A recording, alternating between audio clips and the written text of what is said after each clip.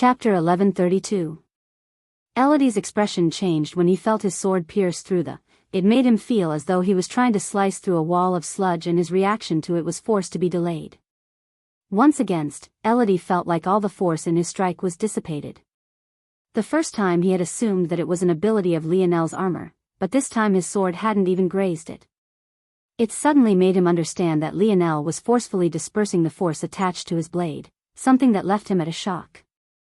The combination of dream rupture, duality domain, withering snowfall, and Lionel's divine armor's spatial domain made Elodie feel as though all his most powerful strikes were landing on a bed of cotton. Lionel had too many abilities that could siphon away and disperse force. It forced Elodie into using more and more force to compensate, but that only drained his stamina faster.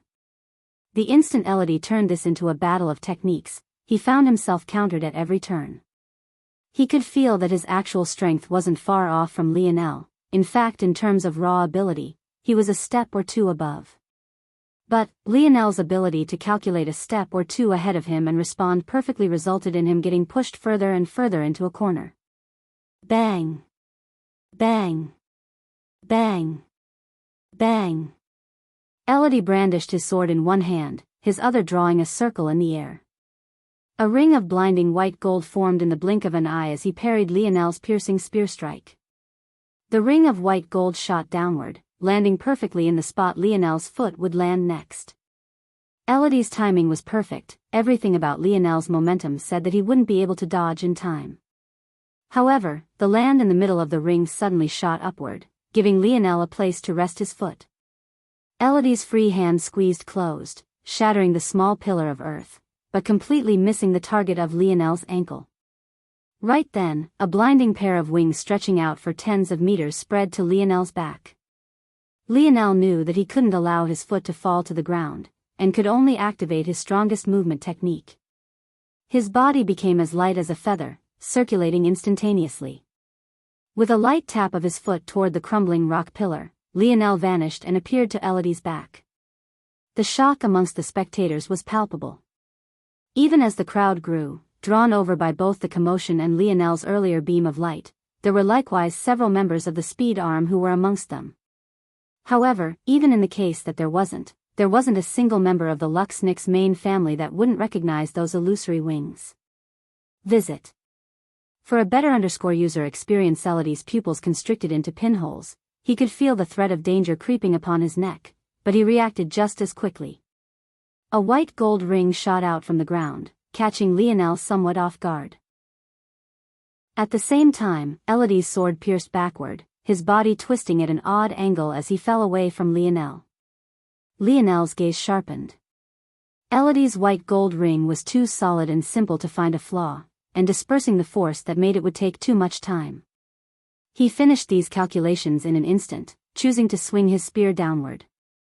At the same time, another appeared before him, blocking the odd angle of Elodie's sword. Frustration began to mar Elodie's brow.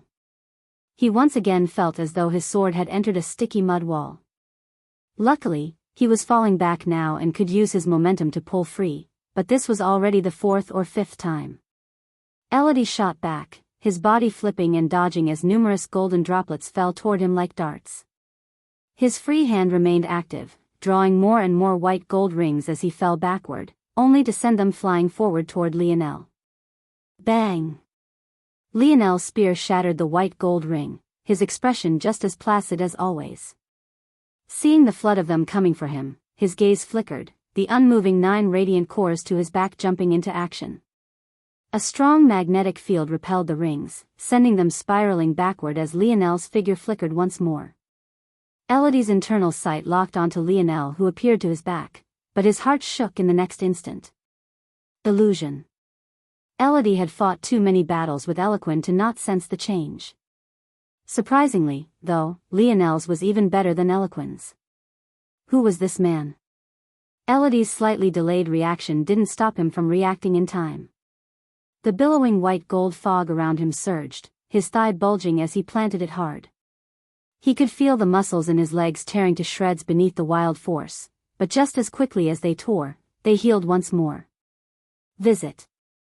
For a better user experience using the sudden change in momentum, his sword pierced forward, his rings rebounding back from Lionel's repulsion and enveloping his 9 radiant cores. In one moment, it looked as though Elodie was piercing toward empty space. In the next, a flicker of starlight formed the outline of Lionel's body as the image to Elodie's back vanished into nothingness. Lionel's spear met Elodie's blade even as the former's radiant cores and the latter's ring clashed. Crush them. Elodie's gaze gave off a blinding light. His rings constricted, looking to shatter Lionel's radiant cores back into the benign force they came from. However, the result was far more explosive than he thought they would be. Boom. Boom. Boom. Boom. Boom. Boom. Boom. Boom. Boom. Elodie felt as though his ears had popped as his eyes were filled with the searing image of blinding white lights. The only thing he could feel was the very familiar and annoying feeling of his sword slipping into a mud wall. But, this time, when he tried to pull back, his expression warped. Snap! Even amid all the loud cacophonic booms, as a swordsman, this noise was the most resounding of all. Even before he pulled back all the way, Elodie could feel the emptiness past the handle of his hilt. His sword was broken? In that moment, Elodie was completely disoriented. His hearing was nothing but high-pitched screeches, his gaze was filled with a blinding white light, and his internal sight was continuously being distorted by the wild magnetic fields pulsing and rebounding in the surroundings. The heat seared through his forced skin and his body felt like it was floating toward death. It was exactly at that moment that he felt the second clear feeling he had since the explosion. A piercing pain as his chest was skewered by the blade of a spear. Elodie coughed, a flood of blood riding down his chin and soaking his throat and chest. He had no idea how any of this had happened, but he vaguely felt that he had been painted into this corner. No, he had stepped into this trap with his arms wide open. Visit. For a better user experience, if Elodie had known better, he would have understood that the law Lionel chose for his S was the formation of an extremely thick and viscous corrosive semi-liquid. The more knowledge Lionel had on the law he chose, the easier it would be for him to use his king's might to project the law. With his ability, it took him a single glance to see through the flaws in craftsmanship Elodie's Tier 9 bronze sword had, and forcing it to collapse in on itself only took a few dips. Of course, understanding this would have done nothing for Elodie if he hadn't also understood that destroying Lionel's radiant cores was among the most foolish things he could have done. Elodie trembled and fell to his knees. The blasts cleared and the spectators were soon able to see the state of the battlefield. However, when they saw their armhead having fallen, and that the only thing holding him up was the blade running through his chest, they fell into a harsh and cold silence. Seeing the state of Elodie, Lionel didn't feel much of anything. No, that wasn't exactly right. He felt an emptiness wrought by the fact he felt like he had accomplished nothing. A seething rage was still bubbling within his heart and pulsing through his right hip. His wrist slightly trembled, causing Elodie to cough up another mouthful of blood. What is the meaning of this? Right at that moment, while Lionel's simmering rage was beginning to feel only more and more empty, a booming voice that could disperse the clouds and unsettle the wind fell. Numerous expressions changed as the aura of the current Luxnix family patriarch, Seath, caught all of their attention. To his back, numerous Viola family members followed. Lionel felt like he had locked onto a new target, his blood seething and the crimson in his eyes only growing deeper and more prominent. But it was then that he felt as though someone had pierced a hole through his heart. Everything he was feeling suddenly deflated in an instant. Aina? A resounding crack rang through Lionel's body. The latest _AP_SODIes are on the website.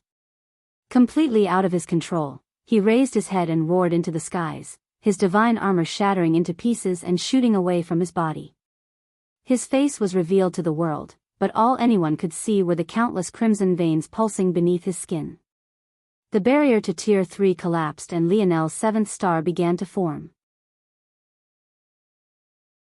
Chapter 1133. A blazing pillar of fire left Lionel's lips. To those of the Luxnix, it really felt as though the world might end at any time. Elodie, who was the closest to Lionel by far, took on a level of damage that could only be described as fatal. An entire layer of skin that faced Lionel burned off piece by piece, the shocking amount of pain snapping him out of his half-unconscious state. The devastation was difficult to grasp. Even Lionel's duality spear couldn't seem to withstand it at all. Seath's expression changed. He had no idea who Lionel was. Or, more accurately, he couldn't identify Lionel by his face alone. But, when he saw what was happening, even his own spine tingled. He was already well into the 6th dimension, and someone on Lionel's level should have been a matter of the flex of a single finger to deal with, but the force being projected out of his body right now filled Seath with so much fear that he froze for several seconds, his mind going completely blank. Under normal circumstances, Seath wouldn't even be here. It was only because Richard had come to communicate something with him that he had gone so far. Because Richard was now the crown heir of the Viola family, something only recently announced, there was an amount of face that Seath had to give him. In other families, Richard would have been entertained by their own crown heir, but unfortunately for Seath, the situation of the Luxniks was a bit unique. In every other situation, the patriarch had higher standing than the crown heir. But, in the Luxniks, it was the opposite. Miguel's standing was far beyond Seath's, and the former had the backing of both the Feather Sword Warriors and the Star Order Council. In the end, such a perfunctory job was left up to Seath. Visit. For a better user experience when Seath snapped out of it, he realized just how terrible the situation was and immediately began giving out orders. Corner off this location. Don't allow anyone to enter this kilometer radius. Someone give me a briefing of what the hell happened right now. The moment after Seath said these words, he shot forward. He only had one goal in mind, to save Elodie. Because of the oddity of this generation, Elodie, Eloquin and Siller were an important balancing factor. Without them, Miguel's influence on this generation would be too strong. Though it was a bit naive of Seath to believe that just these three could match up to Miguel, he had no choice but to play the long game. The loss of even one of them would be far too much. He couldn't allow Elodie to die. Even if he didn't have such political implications to his thoughts, the Luxniks family couldn't just allow a genius to die for no reason. Seath didn't hold back, displaying the strength of a genius of the last generation. He used the 6th-dimensional movement techniques of the Luxniks with such skill that he managed to cover a kilometer distance in what felt like the blink of an eye. Visit. For the best no_vel_read_ng experience, his force skin began to melt away piece by piece, withering away under the wall of heat emitting from Lionel. His expression couldn't help but change. He could tell that Lionel was just tier 3 of the 5th dimension. How could a youth so far beneath him possibly corrode his force skin? A murderous glint lit in Seath's gaze. He didn't know exactly what had happened here, but he didn't recognize Lionel, and just by his tan skin and hair color, he shouldn't be a member of the main branch. If Lionel could be controlled, it would be a boon for the Luxniks. But, seeing the carnage he caused here, how could things be so easy? Seath had every intention of killing Lionel where he stood until he felt something lock onto him. The danger was so profound that his steps almost faltered. The danger he felt from Lionel was more innate and instinctual, almost like what a child would feel toward the dark.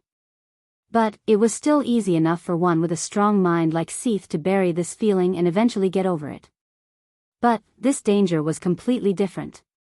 It wasn't an irrational or instinctual fear, it was the kind of fear one felt when they ran into something they knew they couldn't overcome, the kind of fear that had to be learned through years of experience and training. The latest _AP_SODIes are on the website. Cold sweat drenched Seath from head to toe. He had no idea who was protecting Lionel in the shadows, but this experience was all he needed to know to understand just how vast the difference between them was. Seath appeared to Elodie's side. By now, the latter's face had practically entirely melted, his features becoming impossible to distinguish and pick out. If things continued, he really would have no chance or hope at surviving. Without hesitation, Seath pulled him away and charged out in a beam of light, cutting a straight path away from Lionel as fast as he could.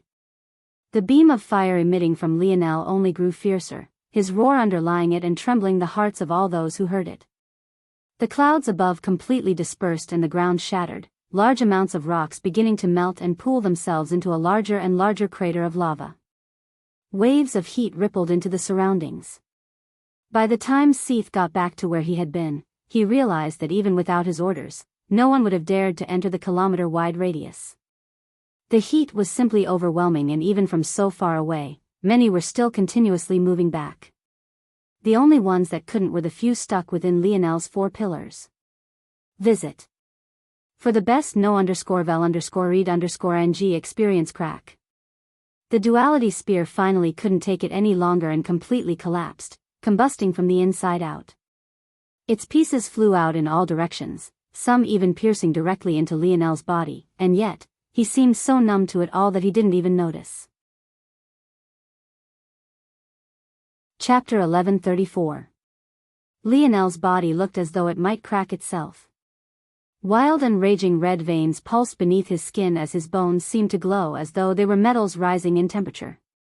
Upon his chest, every beat of his heart was met by a pulse of red gold. It looked as though even his heart itself was overheating, filling up with lines of fire and magma. But there was no more prominent light than the one coming from his right hip. Surging tides of force rippled out again and again, the devastation only growing fiercer. The truth was that Lionel was a bit worried about things happening like this. But he had never expected to enter Tier 3 so quickly. By his previous progress, it should have taken over a year, at the very least. However, Lionel could have never imagined just the kind of impact would have on his progress, especially when combined with the secrets of his innate force node. When Lionel first learned he had an innate force node, he had randomly stumbled onto it. According to his calculations he completed, his body would only be perfectly whole if he completed a 10th node, despite the fact the cap the universe placed on everyone was 9. Being foolish and naive, Lionel went ahead and tried to form a 10th anyway, not having any idea that he would almost get himself killed. If not for the preparations his father had made and the plentiful nutrients hidden within his body from all of those vomit smoothies he was forced to chug, Lionel would have never made it so far in his journey. Visit. For a better user experience back then, Lionel had been all alone on terrain and could only ask the dictionary about his innate node. The trouble was that the dictionary had always been extremely specific with its answers. It never answered anything outside the scope of the questions Lionel posed to it, no matter how useful those answers would be. Lionel had asked the dictionary a very simple question. What abilities is Scarlet Star Force known for? And the dictionary had given him a very simple one-word answer: destruction.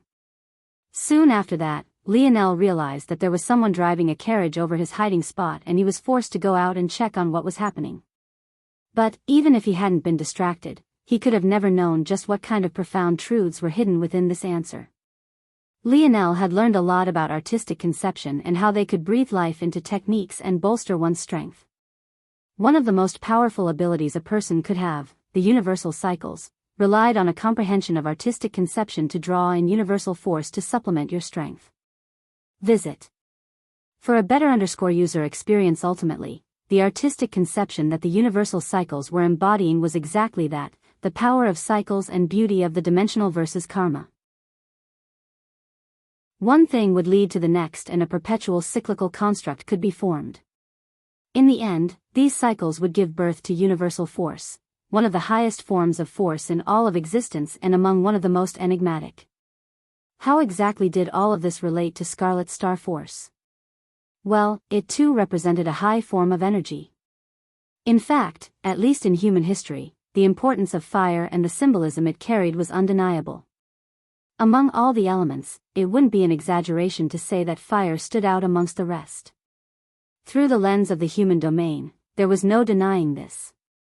When things are put into this sort of perspective, just what sort of weight did the first-ranked fire elemental force hold? Destruction. Ironically, it was the antithesis of what human legends painted it out to be. So many painted it out to be a harbinger of life, a candle of innovation, a breath to a refreshing future. But Scarlet Star Force was anything but this. It was a force that embodied chaos, an elemental power that would burn all things to ash. Visit. For the best no_vel_read_ing experience, the fifth dimension was all about loosening the shackles the mind had on the body. In order to do this, techniques relied on visualization techniques to allow one to shed the mundane limits one subconsciously placed on themselves. Whether it was King's Might, and their fusion into the manifestation of Lionel's innate node, all of them were aspects of Lionel's consciousness. By choosing himself as the root artistic conception of his, Lionel had inadvertently added an indelible characteristic of destruction to his King's Might. In the vice versa, the implementation of Lionel's King's Might to project the will of his innate node had resulted in him subconsciously beginning to comprehend this Scarlet Star force which took his body on as a host. The result of these series of events were the preconceptions and misunderstandings in Lionel's mind being cleared one after another.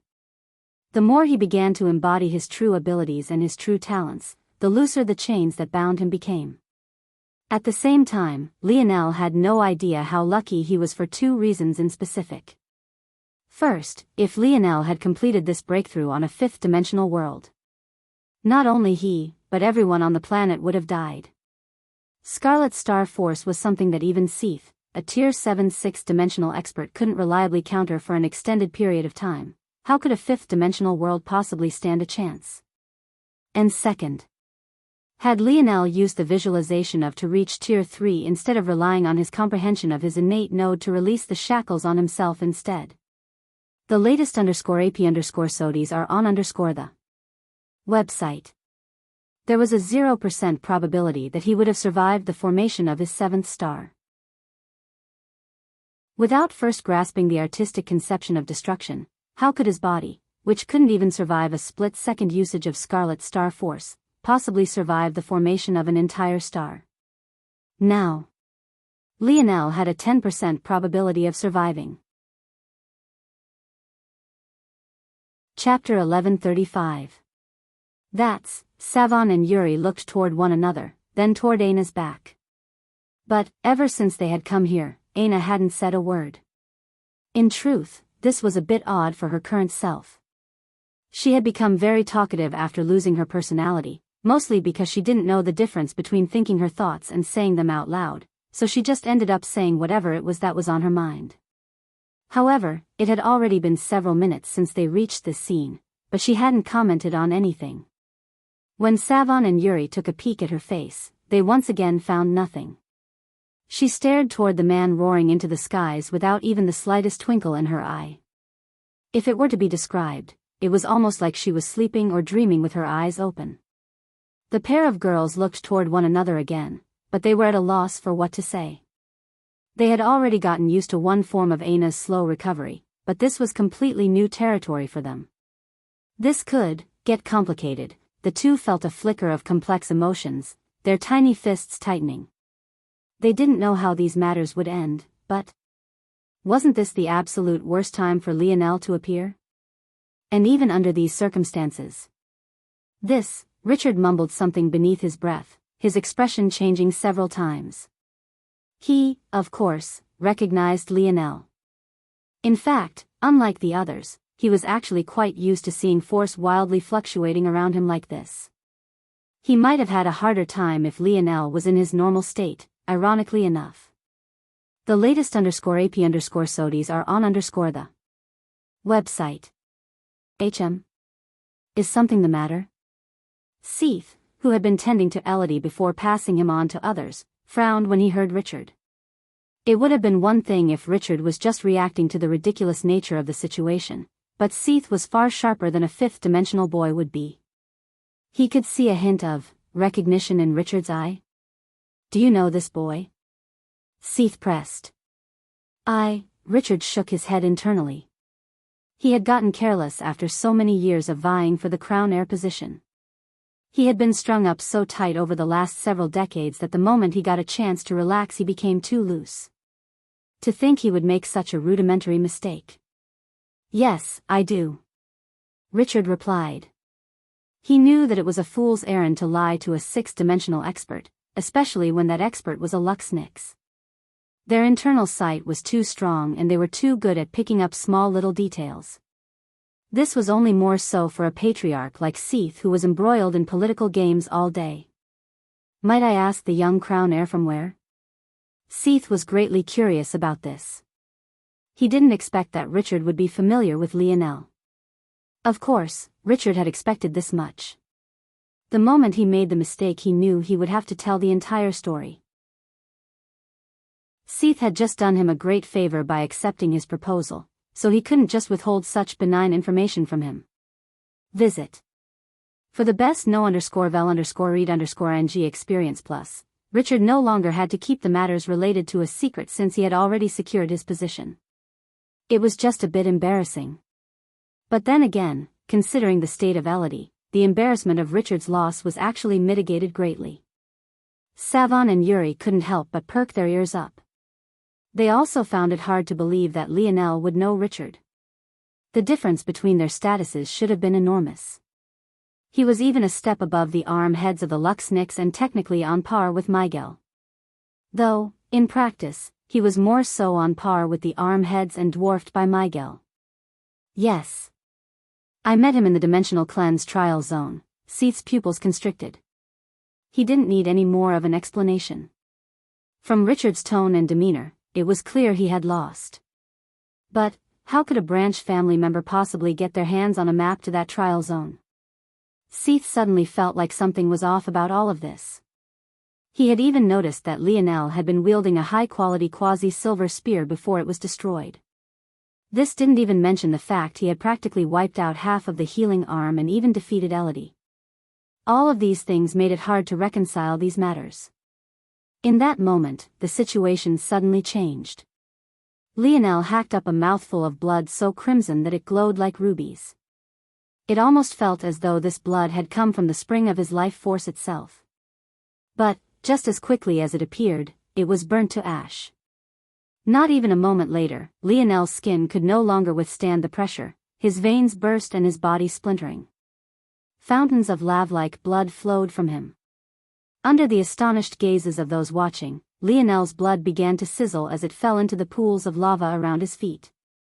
But, what was shocking was that it wasn't the lava causing the blood to sizzle and evaporate, it was instead Lionel's blood itself causing the lava to release screeching pillars of steam. Visit. For the best know_vel_read_ng experience, the roaring pillar of flames that came from Lionel's mouth hung in the air, his roar finally waning. But, it was impossible to tell if this was because he was no longer in pain, or if it was just that his throat couldn't produce noise any longer. Steam billowed out from Lionel's mouth, his teeth glistening a pearly white beneath all the blood and fire. Sparks flew about with his every breath as though the air itself would ignite. Out of Lionel's control, two enormous illusory wings appeared to his back. They radiated a gorgeous white gold, and slowly but surely, they began to take form, just the slightest hint of crimson hidden within its gorgeously sculpted feathers. Lionel's head fell, going from tilted up to the skies to his chin resting on his chest. If not for the slight wheezing and coughing, not to mention the breaths of ash, it would be impossible to tell if he was still alive or not. It was then that his skin began to change once more. Scales of white gold erupted across his naked body. From far away, they seemed to be the scales of a white dragon. But, when one looked closer, it was possible to see that each individual scale was actually a small, miniaturized feather, outlined like a white seashell with veins of gold. Lionel had completed the second awakening of the healing branch and the third of the speed branch at the very same time. Every so often, a piece of his body would burst with blood, only to be quickly covered by these white scales once more. The cycle repeated again and again as though he was breathing. Glistening lava fell from his wings as his feet dangled in the skies. His body, toned to perfection, every outline of muscle and fiber displayed for all to see, didn't seem marred by the broken flesh and dripping blood in the slightest. Visit. For the best know_vel_read_ng experience at that moment, he truly looked like a fallen angel. Chapter 1136. Lionel could feel his body going through a wild number of changes. He felt it all now more than he ever had in the past, and he realized just how narrow his scope truly was. It wasn't that the snowy star owl lineage factor was weak, it was just that he never had the ability to bring out its full potential. First, he was lacking in the proper techniques to supplement it, and second, he had simply yet to fully unearth all of its secrets and fully awaken it all. This was when Lionel settled on a conclusion. The reason his metal synergy lineage factor felt so much more powerful was only a matter of relativity. How could a sixth-dimensional lineage factor ever match up to a seventh-dimensional one, especially when they could both be considered to be at the pinnacle of their respective levels? Simply put, maybe if Lionel entered the sixth dimension and began to interact with many talents on a similar level to himself, he would then begin to feel that even the Morales family's metal synergy lineage factor was weak as well, when in reality, he was also lacking the techniques to maximize its abilities. Right now, the potential Lionel had unearthed from his metal synergy lineage factor was limited to a hard body. But technically, was a technique left behind to him by his father. Aside from that, there was his divine armor. But once again, that was a technique left behind to him by his father. It was such a simple thing, but Lionel hadn't truly put things into perspective until just now. The latest _AP_SODIs are on the website. The Morales family lineage factor was called metal synergy. It wasn't called metal body lineage factor or divine armor lineage factor. Who knew how many more secrets were hidden within it that Lionel had never even touched upon? These matters put into perspective just how ridiculous Lionel was to think that he needed to improve his snowy star owl lineage factor right now, as though he was already at the end of his rope. Let alone being at the end of it. Lionel could just barely be considered to have grasped a piece of the first strands. Even if Lionel succeeded in mutating his snowy star owl lineage factor and built it upon a new force, it was very possible that even if this force was leagues beyond snow force, the overall power of his lineage factor might instead regress. Why? Because this new mutated lineage factor wouldn't have the countless millennia of refined techniques the Luxniks had built over their history. It would have to rely on Lionel to rebuild and modify it all from the ground up. It was possible that Lionel could be capable of this in the future. But, as things stood now, even with all his split minds, he was still lacking. As more of Lionel's potential was dug out by his evolving snowy star owl lineage factor, Lionel could feel more and more of its strength.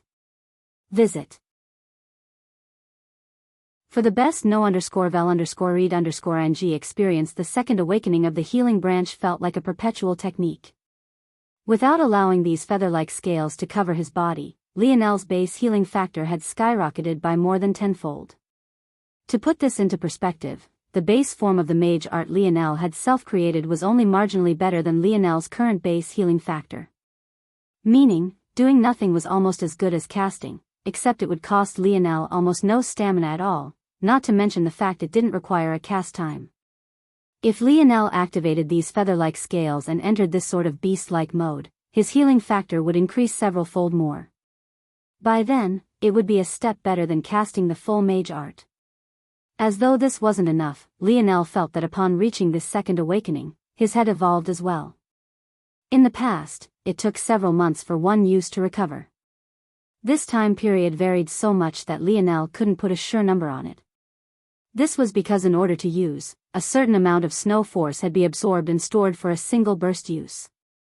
But, as a baseline comparison, while on planet Luxnix, likely the densest region of snow force in this sector, it would take Lionel about 3 months to recover a single use of. Now, in this same environment, Lionel could feel that he only needed a single month to replenish his use of. In fact, Lionel had yet to recover from his last use, but the instant he completed his second awakening, it had been replenished. The latest _AP_SODIs are on the website. Then, there was Lionel stepping into the third awakening of the snowy star owl speed branch. In truth, Lionel rarely used his speed branch in battle. The reason for this was quite simple. As calculative and scheming as he was, he wouldn't show an enemy his full abilities until he could force them into a corner with it. Speed was one of the largest factors in battle. In fact, Lionel felt that maybe the one thing no amount of calculation could overcome was indomitable speed.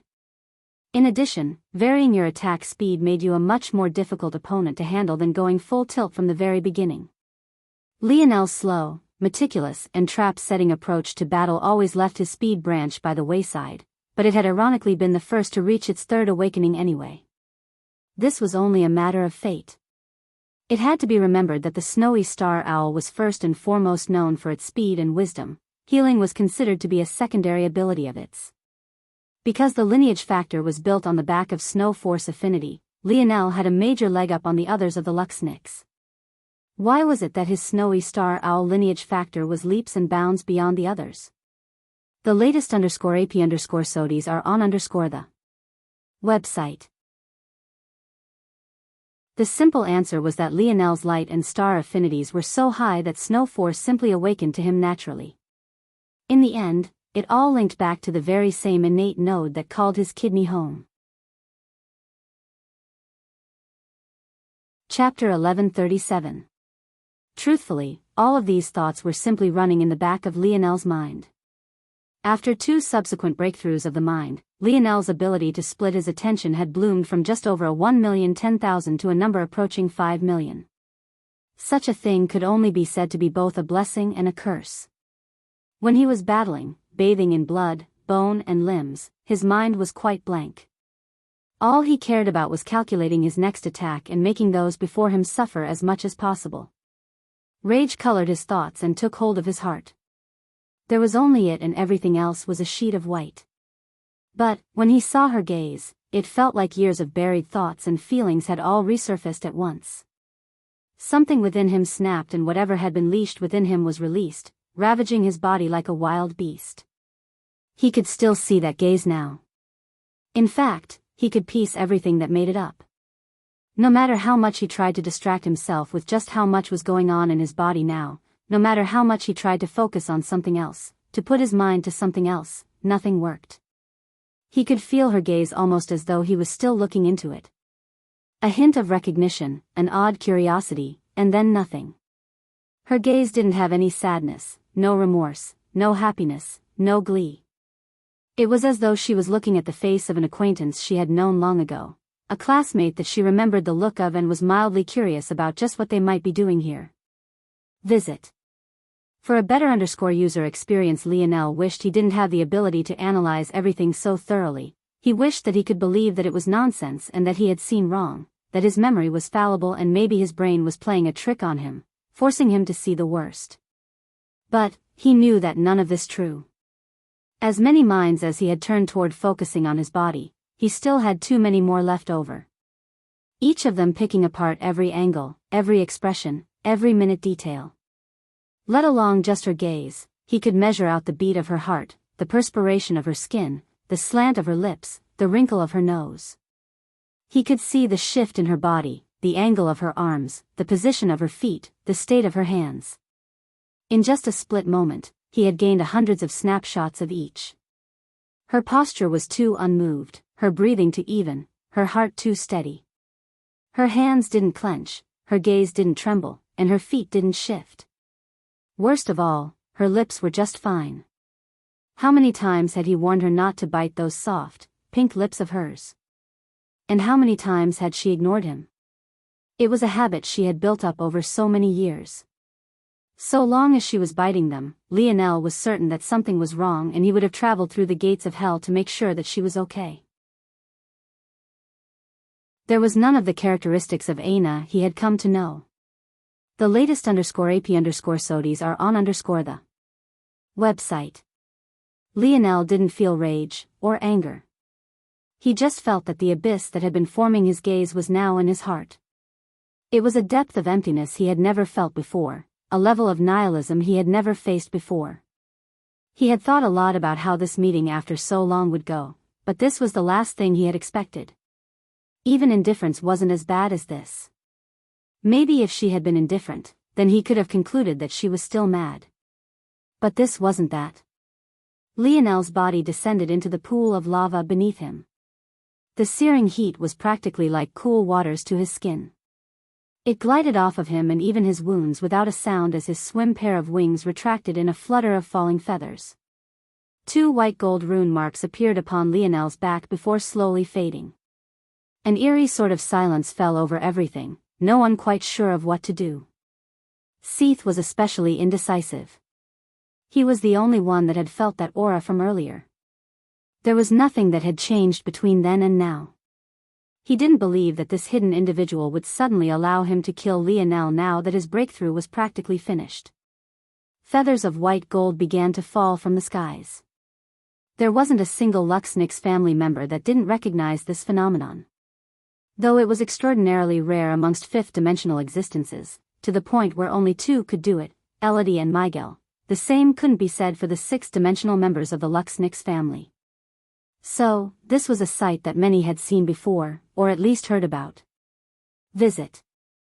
For the best no_vel_read_ng experience, it suddenly dawned on them all that Lionel was a master of several branches, something that made them all numb with shock. From the start of the phenomenon to the end, Lionel didn't move, his head still angled somewhat downward. It felt almost as though he was in his own world and couldn't be bothered with everything around him. This place. He didn't want to be here anymore. Lionel slowly stepped out the pool of lava, walking up the slope, apparently not aware of just how naked he was. He thought it was a shame that his duality spear was destroyed. It was probably the most useful and appropriate for his battle style among the quasi-silver spears. Though the spear domain ring was able to repair spears, this was clearly beyond its limits. There wasn't even a single piece left. Luckily, Lionel's divine armor was a symbiotic part of him. After using, it was already in perfect shape. The sadness and relief of these two matters didn't seem to move the needle for Lionel one way or another. Without a care for those around him, he simply walked toward the 4 pillars. Seath frowned. He didn't know what those pillars were, but he knew that if he allowed Lionel to walk into them, he would be gone. But, what could he possibly do? Were things really going to end like this? Visit. For the best no_vel_read_ng experience, more coming. Chapter 1138. Yuri and Savon looked toward one another, their expressions too complex to read. As surprised as everyone else was that Lionel was simply walking away, they were maybe even more so. Lionel was difficult to read. Despite the whirlwind of emotions going on his mind and heart, his face gave nothing away. The only hint of something was that his gaze was decidedly less cold. But, even this was only something they had gotten a brief look at when Lionel's gaze met Ana's. However, what neither of them expected was that Lionel would turn and leave without even trying to say anything to her. Their first reaction was that maybe Lionel was mad. They had lost count of the number of times that Ana had burst into a fit of tears, mumbling something about how much Lionel must hate her now. Of course, all of this occurred long before her personality had been reset to 0. This was a large part of the reason that Ana's father didn't want her to meet with Lionel. Ana was in a very sensitive time period right now, and meeting someone who might say vile things to her as a form of lashing out would be greatly detrimental to her. Things were especially bad because Ana was currently internalizing so much about Lionel right now, though she did so unconsciously. The reason she had chosen the path of absolute logic was only because in her own twisted way of viewing things, this was how she could connect with Lionel. Ironically, though, she didn't seem to take it to its logical conclusion. But, this was only because her memories of her last interaction with Lionel held her back. Those memories told her that being with Lionel had caused her a lot of grief. So, as unimpressed as she was with Richard, she still let him court her as he pleased. Visit. For the best no_vel_read_ng experience, Ana's priorities, as such, had become logic first. Then came her love of fighting, and finally it became growing strong. Those 3 things seemed benign, but when combined with someone who wanted to use reason even down to a fault, it could become very complicated, very quickly. Surprisingly, though, the harsh words and the fireworks they had expected from Lionel meeting Ana again simply didn't happen. Yuri and Savon also thought that it was possible that Lionel didn't want to implicate them in his troubles. In fact, the more they thought about it, the more it seemed that this made the most sense. But then, why was it that no one was moving? Shouldn't they be enraged by Lionel's actions? Shouldn't they be chasing him down now that the danger of his breakthrough had cleared? Why did it seem like they didn't dare to? Neither of them knew how to wrap their heads around this situation. They couldn't help but look toward Ana again, but she was still oddly silent. They couldn't grasp anything she was thinking. Of course, Seath was in an even worse position. He somehow felt like he was missing something important, something so important that it made his spine tingle. Suddenly, his gaze sharpened. Crown Heir Viola. What was the name of this young man? Richard blinked. He hadn't said his name on purpose. Visit. For a better user experience, though the matters surrounding Alianor's scandal had been pinned onto Gradier, his former fiercest competitor for the crown heir position, he still didn't want the Luxniks to drag up the truth of those matters. If he admitted that Lionel was, in fact, Lionel Morales, the very same Lionel Morales he had used to slander his mother, then it was possible for it to be drawn back to him. Richard frowned. But, now that Seath had asked, he truly couldn't avoid it. He was already the crown heir anyway, and it wasn't like the families were entirely buddy-buddy. Some underhanded schemes were inevitable. He said. His name is Lionel Morales. Richard didn't know what he expected from saying these words. But the reaction he got was so fierce that he almost coughed up blood.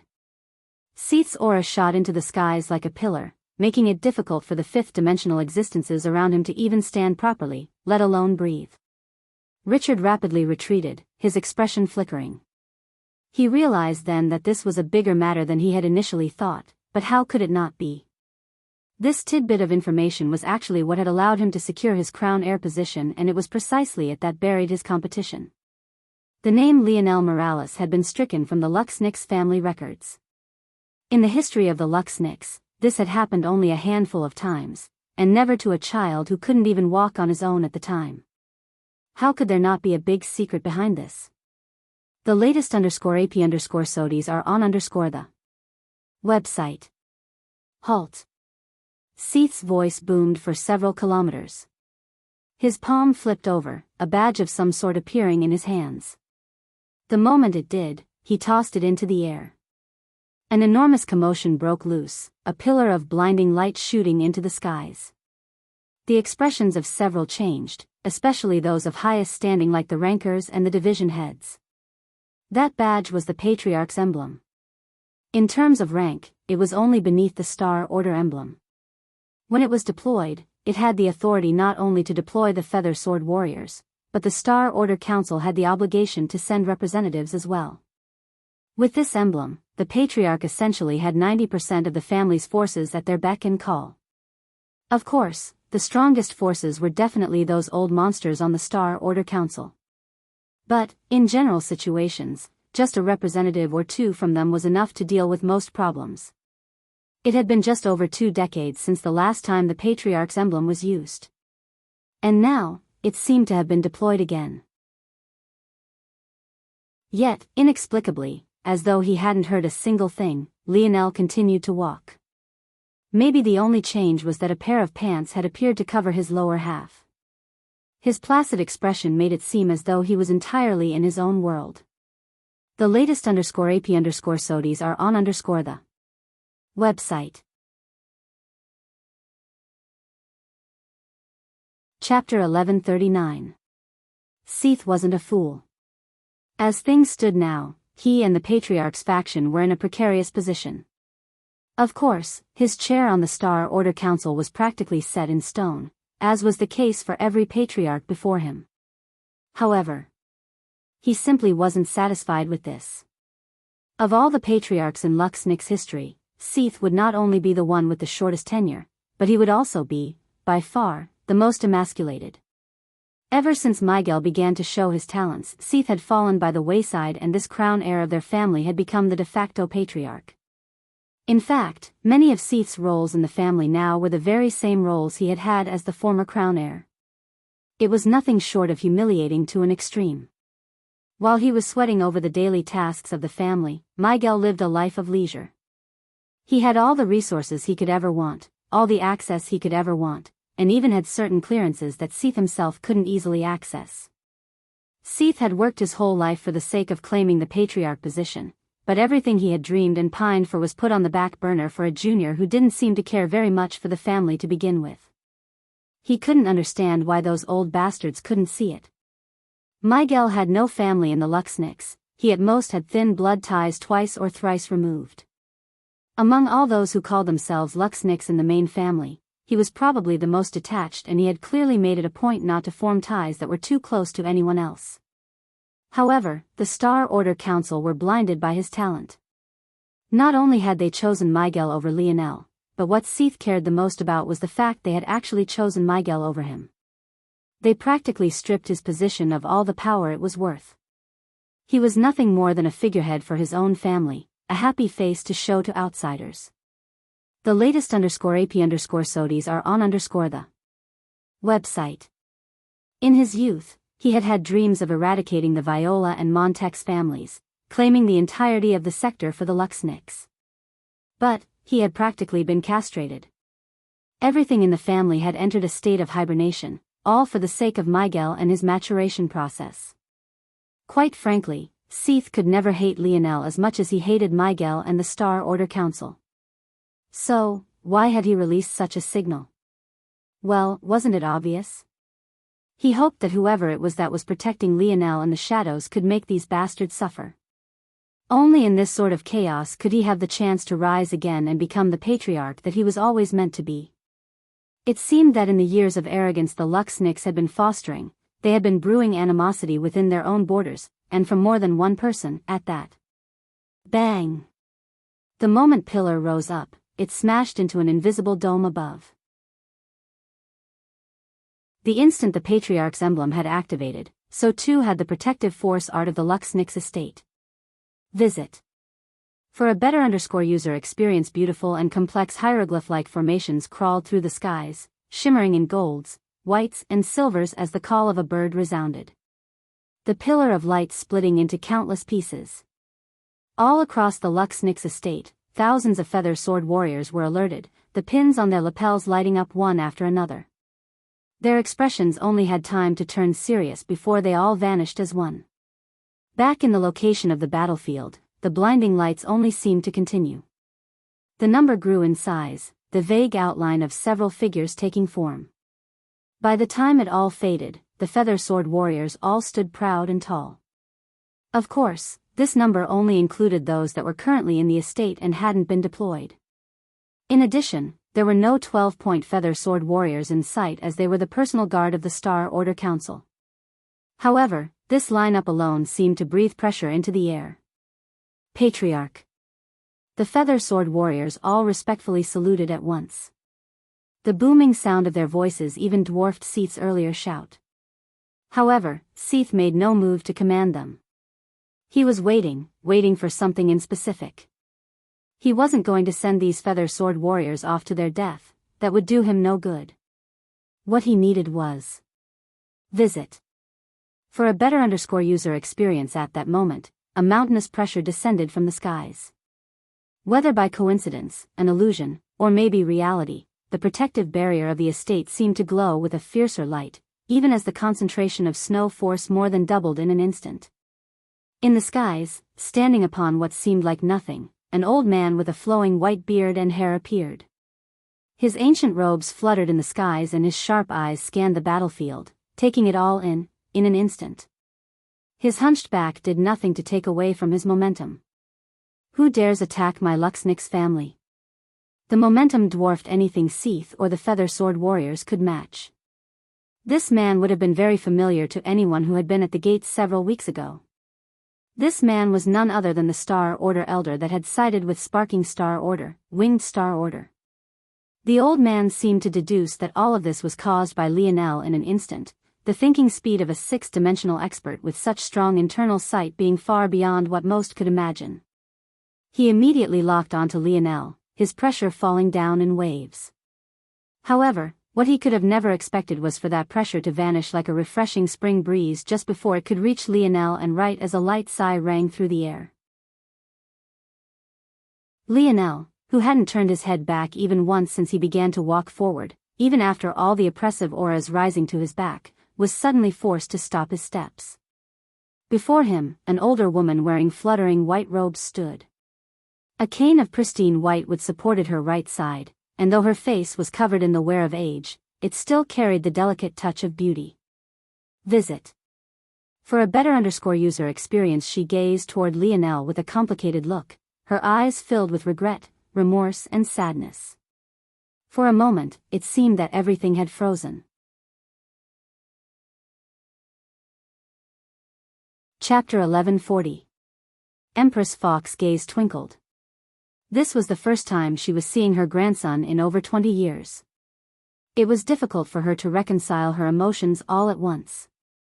She couldn't help but cast her internal sight toward Noah as well, but when it came to the guilt she held on her shoulders, it was mostly related to Lionel. While she felt terrible about not being able to be a part of Noah's life the way she should have been, her negligence had almost led to Lionel's death. Her negligence was just one matter. Anyone could make the mistake of trusting the wrong person or people.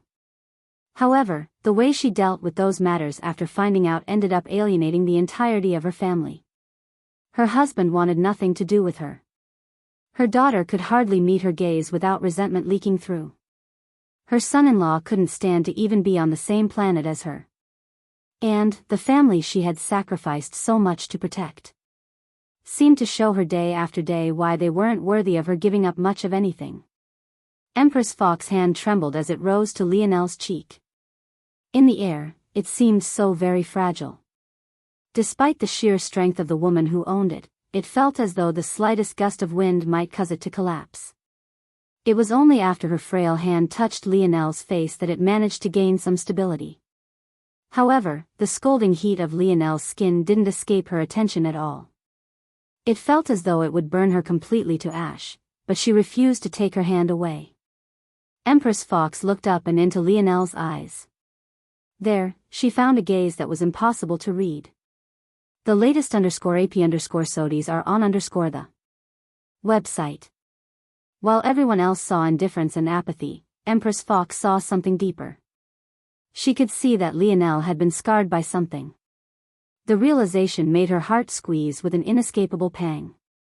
She could tell that this emotion was completely unrelated to her. Maybe it really was most accurate to say that Lionel met her with indifference. In fact, he couldn't be bothered to snap out of his previous headspace to register the fact that it was his grandmother before him. Empress Fox didn't blame Lionel in the slightest. All she felt was a surging will to protect him. This was her grandson, her baby boy. She would rather suffer through him looking toward him with indifference for the rest of her life so long as he didn't have to suffer any pain or trouble. Empress Fox's thumb lightly rubbed Lionel's cheeks, her eyes holding back tears she didn't want to shed. Northern Star Order, what is the meaning of this? Winged Star Order's voice was tinged with his frown. The name Northern Star Order spoke for itself. There were two categories of titles given to those who joined the Star Order Council. The first were unique names. These were decided by your method of battle, your ability, or any other unique affinities or proclivities you might have. But there was a second category of titles altogether. These were known as hegemonic titles. Visit. For the best no_vel_read_ng experience, hegemonic titles were passed down from generation to generation, though not so simply. It wasn't rare for a hegemonic title to skip over a generation entirely. In fact, to say it wasn't rare was a misnomer because it was, in practice, quite common for this to happen. In truth, even many of the Star Order Council were in the dark about how these hegemonic titles came about and what exactly their origins were. Only those who inherited the title would become privy to the information that came with it. Within the Luxnix family, there were only 3 hegemonic titles. The first was Snow Star Order. The second was Wise Star Order. And, the final, and most powerful of them, was Northern Star Order. Empress Fox's generation had been greatly blessed. For the first time in Luxnix history, 2 hegemonic titles appeared in the same generation. And, the most fantastic part of it was that this was all predicted to happen by the most recent Wise Star Order. 1 generation removed from Empress Fox, it was deduced by Wise Star Order that the Luxnix would soon have a great rise in talent. Over the next 3 generations, they would enter a wellspring of prosperity that would allow them to finally step through the final threshold and leave the 6th dimension behind. At first, it was unknown just how true this prediction would be.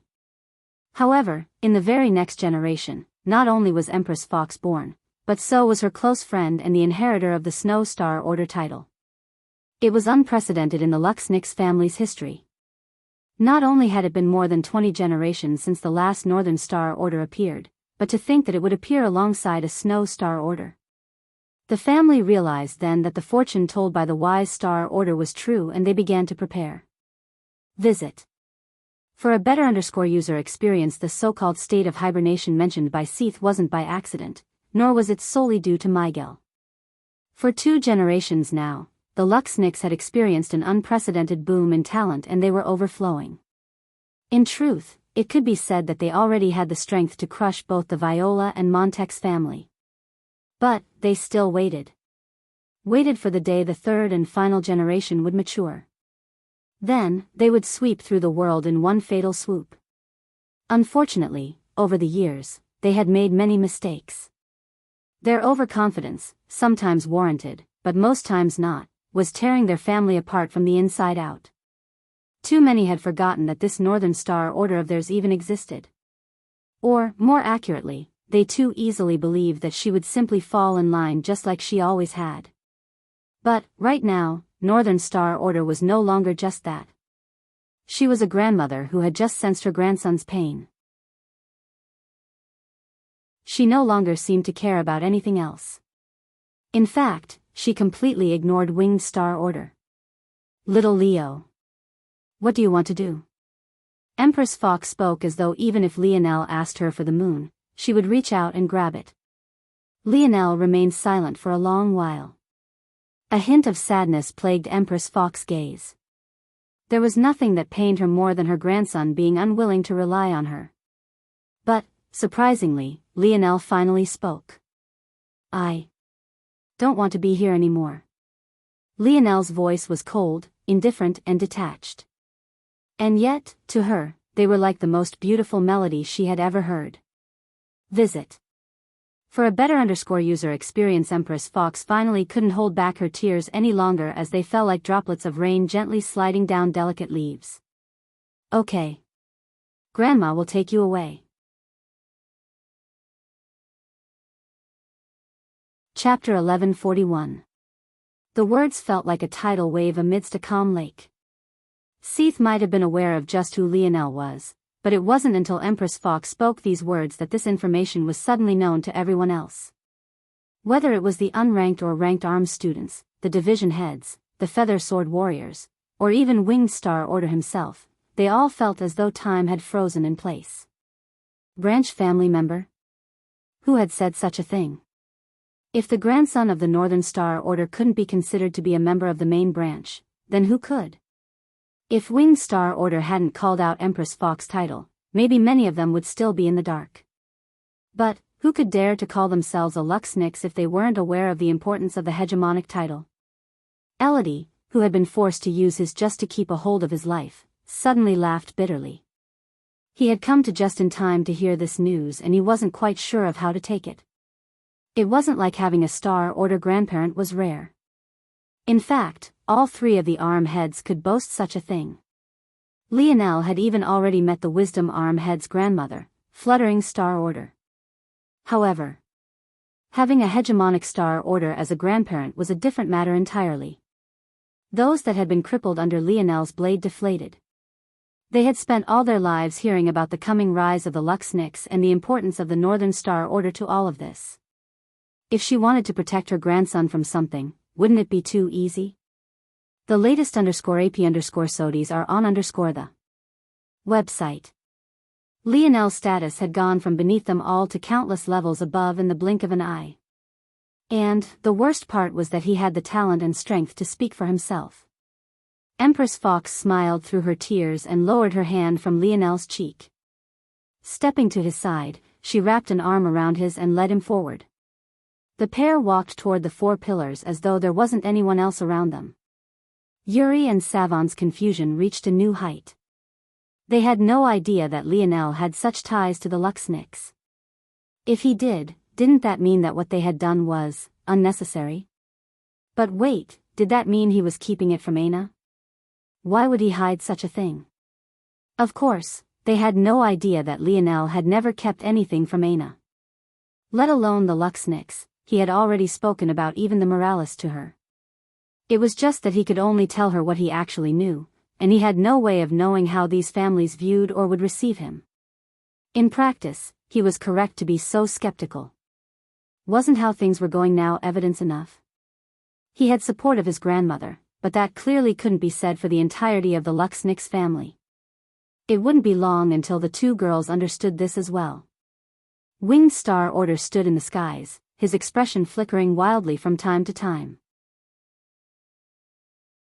The wrinkles on his face played between tight and loose, seemingly not understanding what state they were needed in.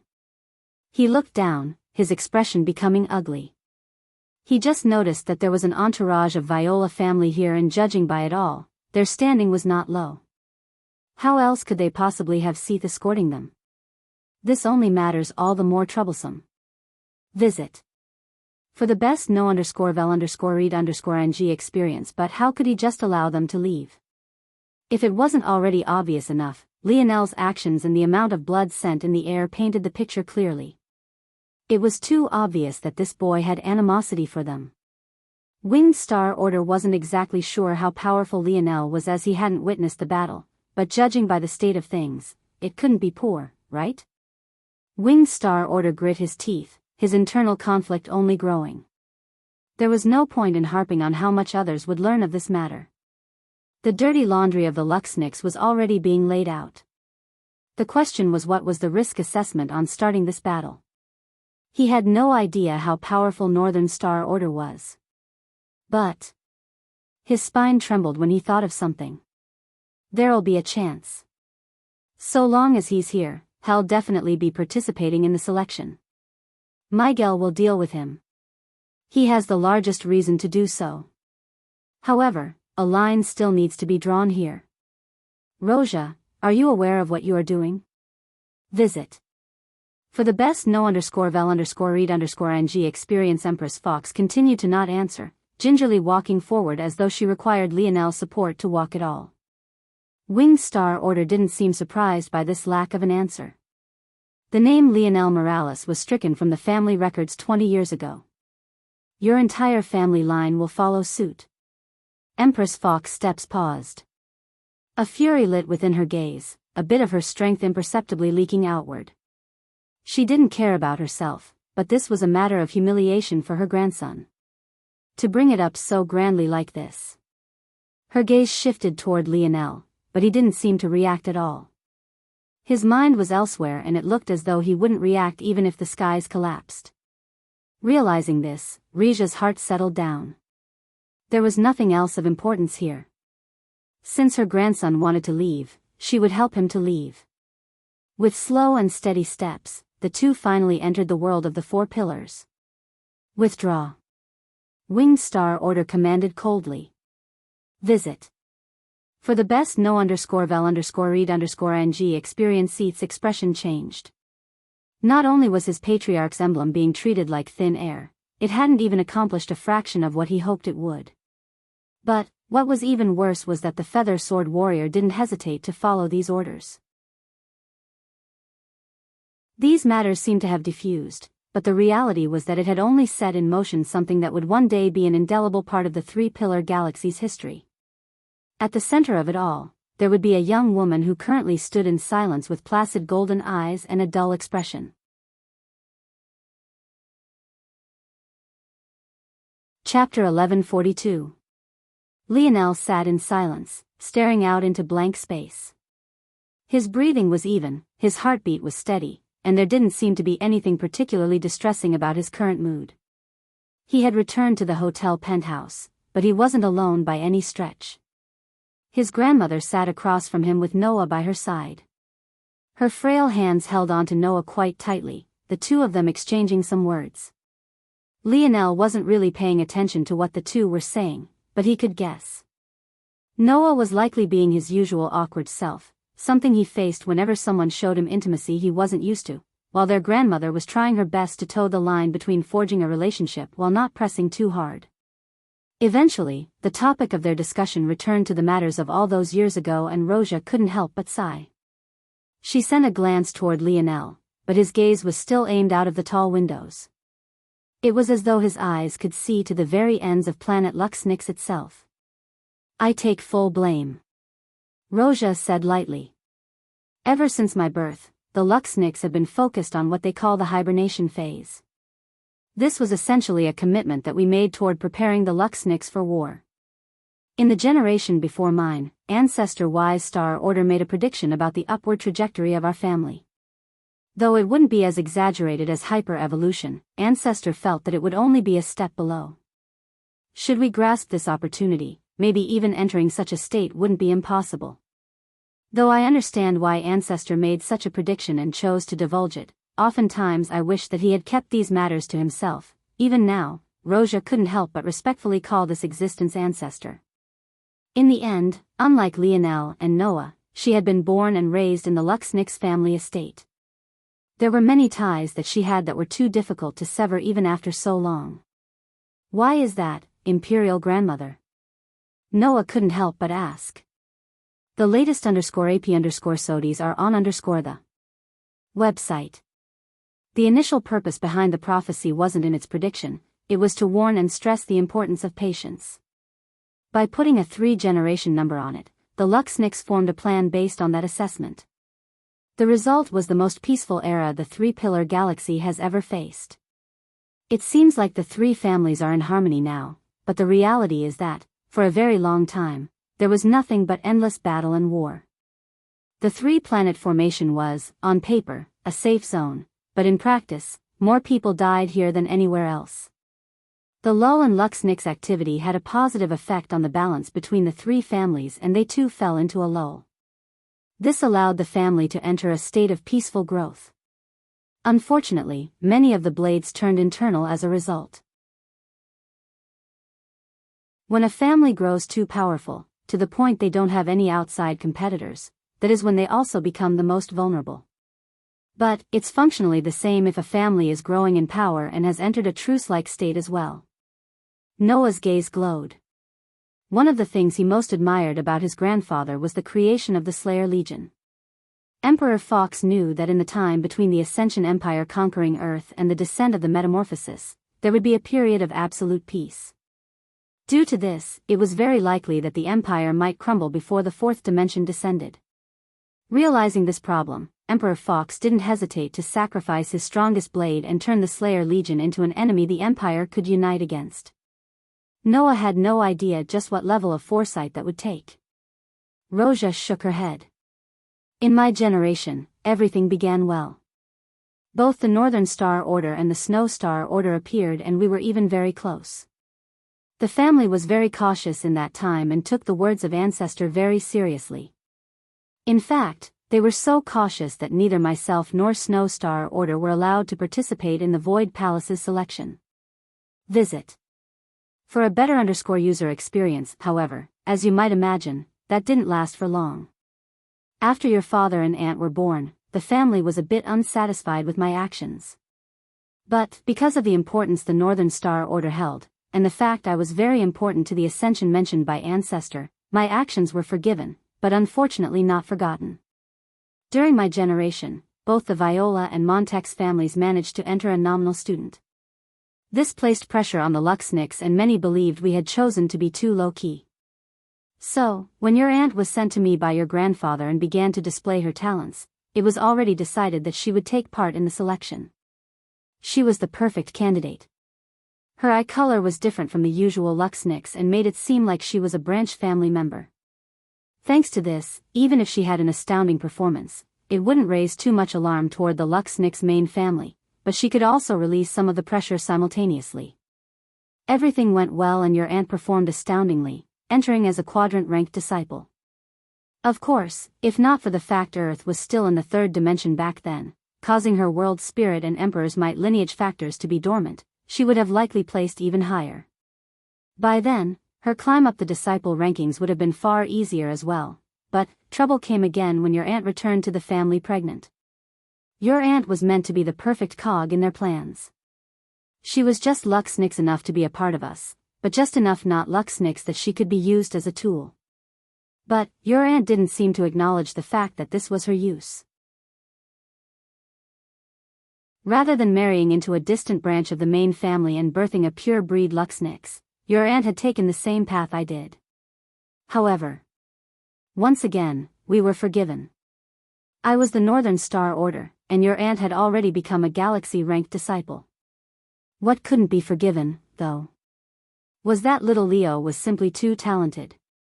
Rija's expression darkened, an array of complex emotions flickering through her gaze and expression. The latest _AP_SODIs are on the website. This was already the third and final generation, and talents continued to pop up. But there was too great of a power imbalance. Our branch of the main family carried with it too much of the talent, and we had proven time and time again that we didn't listen. When your cousin was born, the fact he almost took your aunt's life was only one aspect, but the phenomena he brought with his first cry was a different matter entirely. To be born with an innate node was already rare enough. But, to have one of the caliber of the Scarlet Star innate node was a different matter entirely. I was too naive.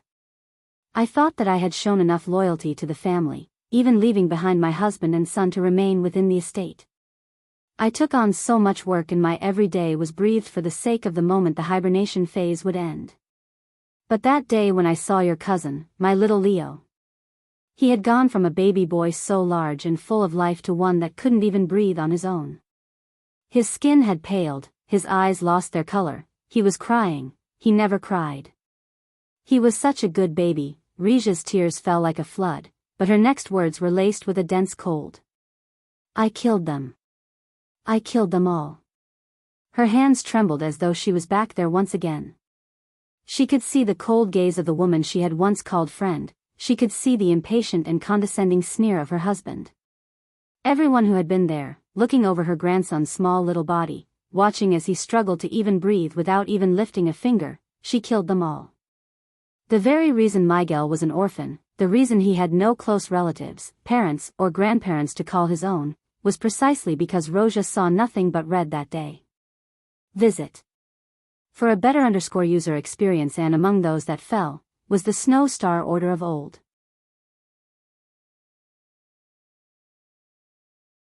Chapter 1143. It took quite a long time for Roja to calm down after reaching this part in her story. The relationship she had had with Snow Star Order was very deep. They had only been born a few weeks apart and had grown up like sisters. They had practically been attached at the hip ever since they could crawl on their own. Even after so many years, Roja couldn't find it within her to get over that betrayal. In the moment, the fury she felt for the injustice her grandson had faced trumped everything, but when Snow Star Order's blood touched her palm and the last of her blood was drained away, it all hit her like a speeding truck. Not only did someone she thought of as a sister betray her, but now she had to suffer the weight and guilt of having killed her and her entire family as well. One might say that she had no reason to feel guilty, and she had only punished those that deserved to be punished. And, maybe such thoughts were correct to have. Anyone who would do such a thing to a child simply didn't deserve to live. Visit. For the best no_vel_read_ng experience. Unfortunately, the human mind wasn't always strictly rational. For some time, Roja only blamed herself. Maybe if she had shown the family more support, maybe if she hadn't been so selfish in her choices, maybe if she had followed the rules of the family more closely, maybe things wouldn't have needed to go so far. Roja understood why Snow Star Order had done what she did. While Roja seemed to always be able to live life the way she pleased, choosing the husband she wanted, allowing her daughter to do the same, raising a family of her own and even benefiting with talented children and grandchildren as a result, Snow Star Order never got this chance. In fact, in a lot of ways, her life was made harder due to Roja.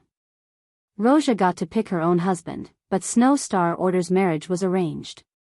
Rija's daughter was the gem of the family, but Snow Star Order's own offspring were mediocre at best, unable to match up to the talent of their mother.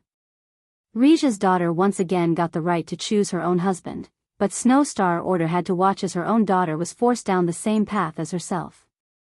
When Snow Star Order saw that Rija's grandchild was still far more talented than her own, maybe if one chose to be sympathetic, they could at least understand her thoughts and the motivations behind why she did it.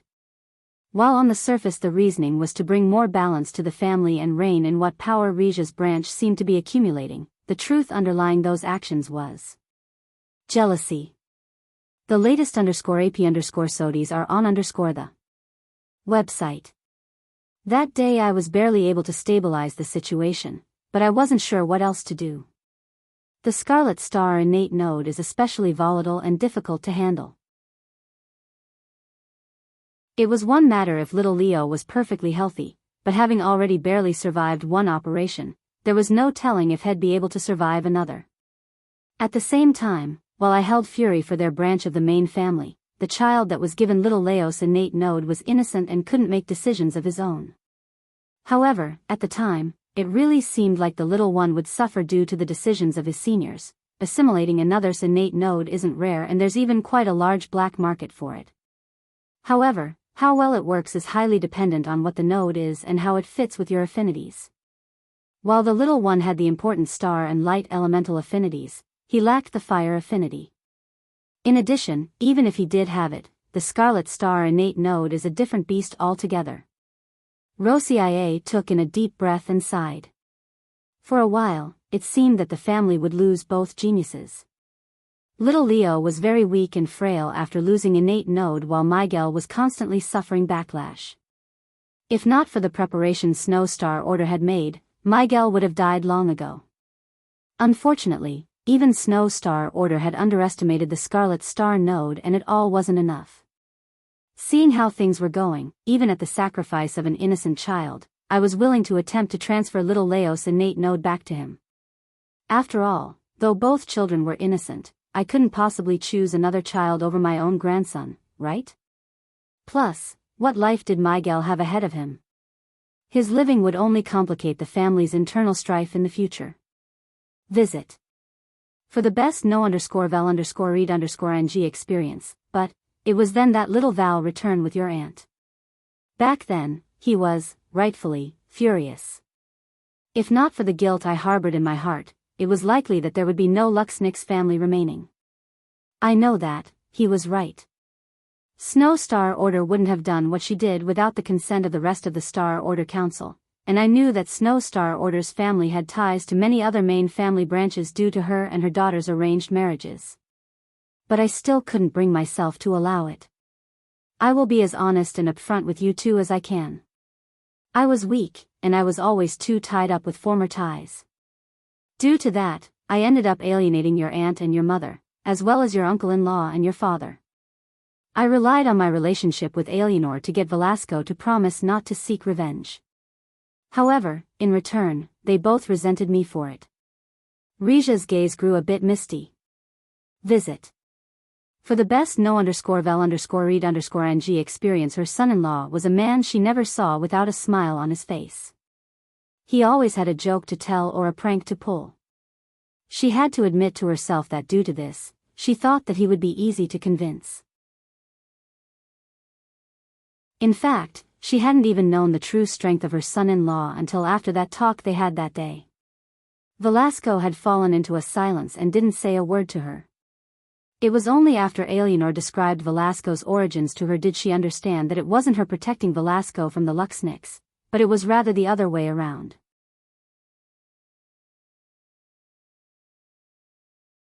Chapter 1144. Rija's gaze drifted to Lionel once again. But, even now, his gaze was still trained outside the tall windows. He didn't seem to have heard anything Roja said, but Roja didn't decide to push the matter. She didn't know what it was that Lionel was going through, but she felt like she didn't have the right to ask. She hadn't been able to be a part of her grandson's life for so long, so how could she just appear now and expect him to bare his soul to her?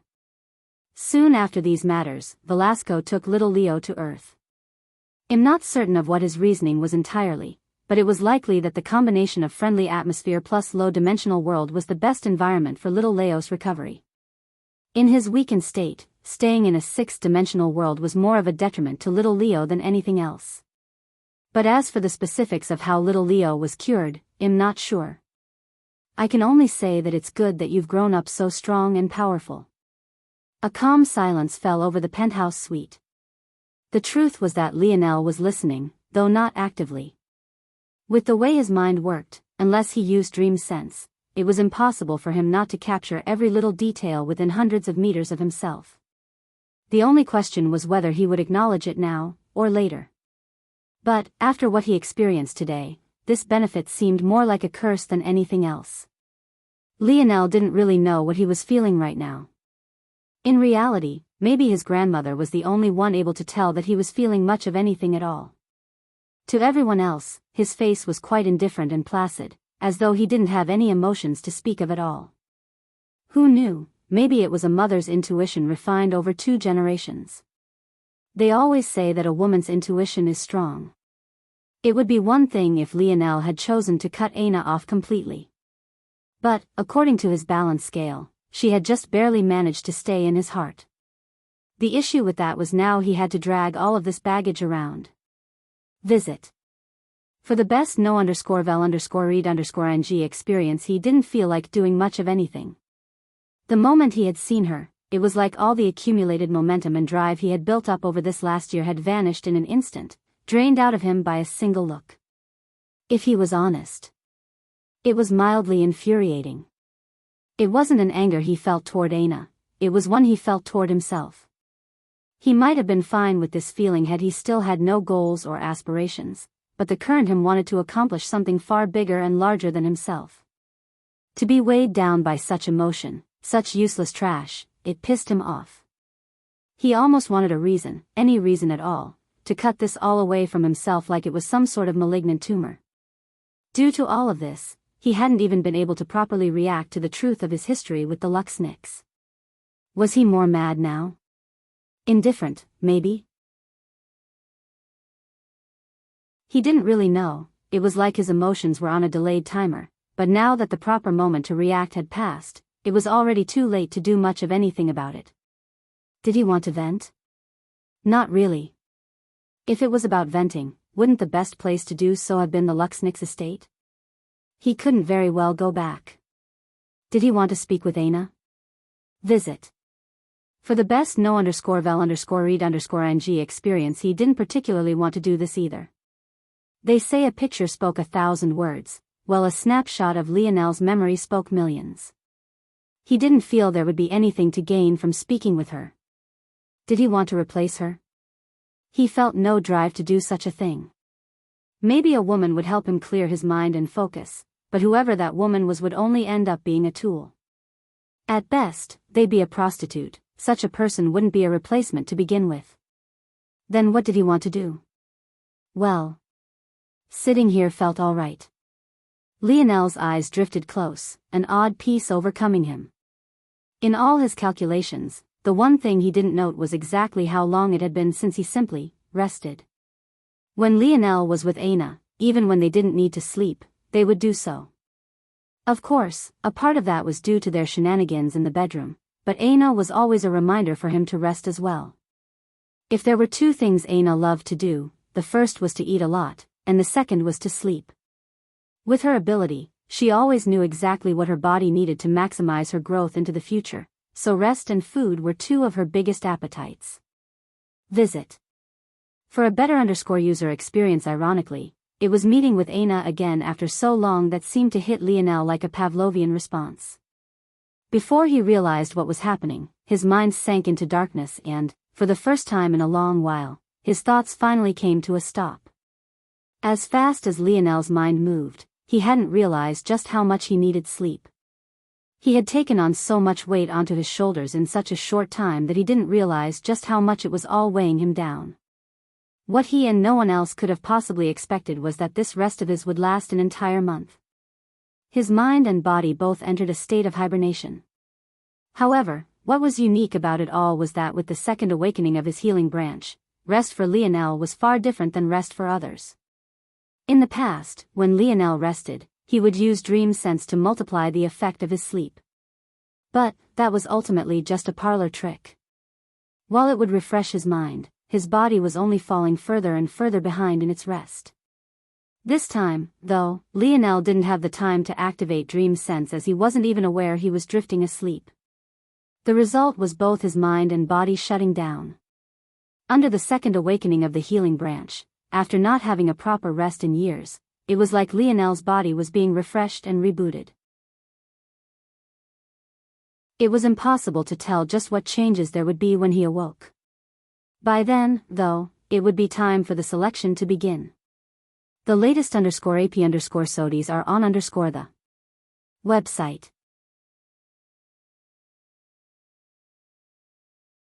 Chapter 11:45. Eleanor sat by Lionel's bedside, her expression one of endless doting. Every so often, she would glide a shimmering towel across her son's forehead as though she couldn't stand the slightest hint of dirt or dust touching him at all. After Lionel met with her mother, Eleanor thought it would be easy to finally swoop in and see her son. But the result was actually outside of her expectations. What was something she had been looking forward to for decades became something her hands trembled at the thought of doing. In a lot of ways, Lionel falling into a deep sleep like this was a great help to her. She got to be by her son's side and take care of him without the weight of 2 decades of baggage. She felt more at peace now than she had in a very long time. Her eyes glistened with tears when she thought of all the milestones she had missed. Though she could watch them through Velasco's eyes, it just wasn't the same. She didn't get to watch Lionel take his first steps, or be there for his first day of school. She never got the chance to watch any of his football games or teach him how to impress the girl he liked. Eleanor smiled lightly, soon beginning to giggle beside herself. Her husband had always said that the worst people to ask for advice on women as a man was other women. "Do you think a gazelle is going to teach a lion how to hunt them?" That was what her husband had said. Velasco suffered the pinch of all pinches for saying these words, but thinking back on it now, Eleanor couldn't help but laugh. Her husband was always saying wild and outlandish things. Compared to him, her son was definitely the far more handsome and refined gentleman. Eleanor's smile became somewhat sad. She shook her head and dabbed her son's forehead again. Her son was so perfect, how could any woman make him go through such things? She didn't like this Aina at all. If it wasn't for her worrying about how her son would react, she would have taught that girl a lesson a long time ago. The latest _AP_SODIES are on the website. I will change the bed sheets again. Eleanor transferred Lionel to another bed and replaced the sheets once again, even swapping out the pillows. If Lionel had been awake, he would have known where his meticulousness came from. Aina had always said his room was frighteningly clean and tidy, but witnessing his mother change bedsheets twice a day despite the fact he was giving off next to no impurities at all would make Lionel realize there was always a taller mountain somewhere. Eleanor smiled brilliantly as she laid her son down to rest again, gently combing his hair with her fingers and dabbing his forehead once more. A month had already passed by now and many were waiting on the selection to begin. However, Eleanor had told them all to wait. What a joke. These people would just have to patiently stand by until her baby boy woke up. Lionel's eyes slowly opened. Rather than feeling the usual grogginess one might expect from just waking up, especially after sleeping so long, he actually felt refreshed to an alarming degree. It was to the point where even the air he was breathing tasted better.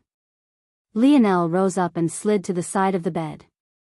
His bare feet touched the soft carpet and his mind subconsciously outlined every fiber. It was like the touch of his skin was no less sensitive than his actual internal sight now. Visit. For a better user experience 6700000. Lionel's pupils constricted.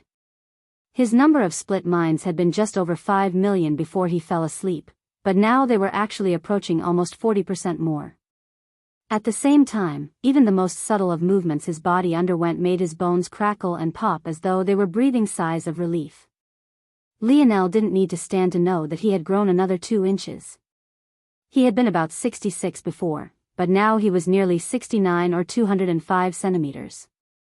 He squeezed his fists, feeling the changing as his muscle fibers flexed and blood rushed to his limbs. He could almost see the light bouncing off his tan skin as though he was truly made of metal. Though, maybe he technically was. Lionel ran his fingers through his hair. It grew out again. Lionel shook his head and with practiced motions cut it off. A slight violet glow shimmered before his hair was coerced into being cut. Finally, as always, he stored it all away. Lionel rose up, realizing that he was only wearing a pair of white boxers. He blinked, suddenly realizing that he definitely did not own these. It dawned on him that someone must have been changing his clothes in his sleep. He wasn't exactly shy, but he couldn't help but raise an eyebrow. At that moment, Lionel's stomach suddenly growled. Before he could think that he was hungry, Lionel spotted an enormous spread of food in the penthouse's dining room. He most definitely didn't need to be asked twice and immediately dove in. Bang! Visit. For a better user experience, cap. The doors of the penthouse slammed open as a rush of people came in. Lionel didn't get to say anything before he was tackled and dog-piled, his poor beast leg flying out of his hands. Raja's rotund figure was the first to collide with him and Milan followed suit not long after. Before Lionel could react, he found himself being piled by at least 6 200-pound men on the most conservative end, with the likes of Raj and Milan pushing and crossing 300. Lionel coughed. You guys couldn't pick a better time? I'm starving here. Lionel's muffled voice sounded beneath the pattern. Shut up, Cap. Let me love you. Gimme a kiss. Lionel found himself fighting for his life beneath a pile of grown men, dodging lips left and right. Visit.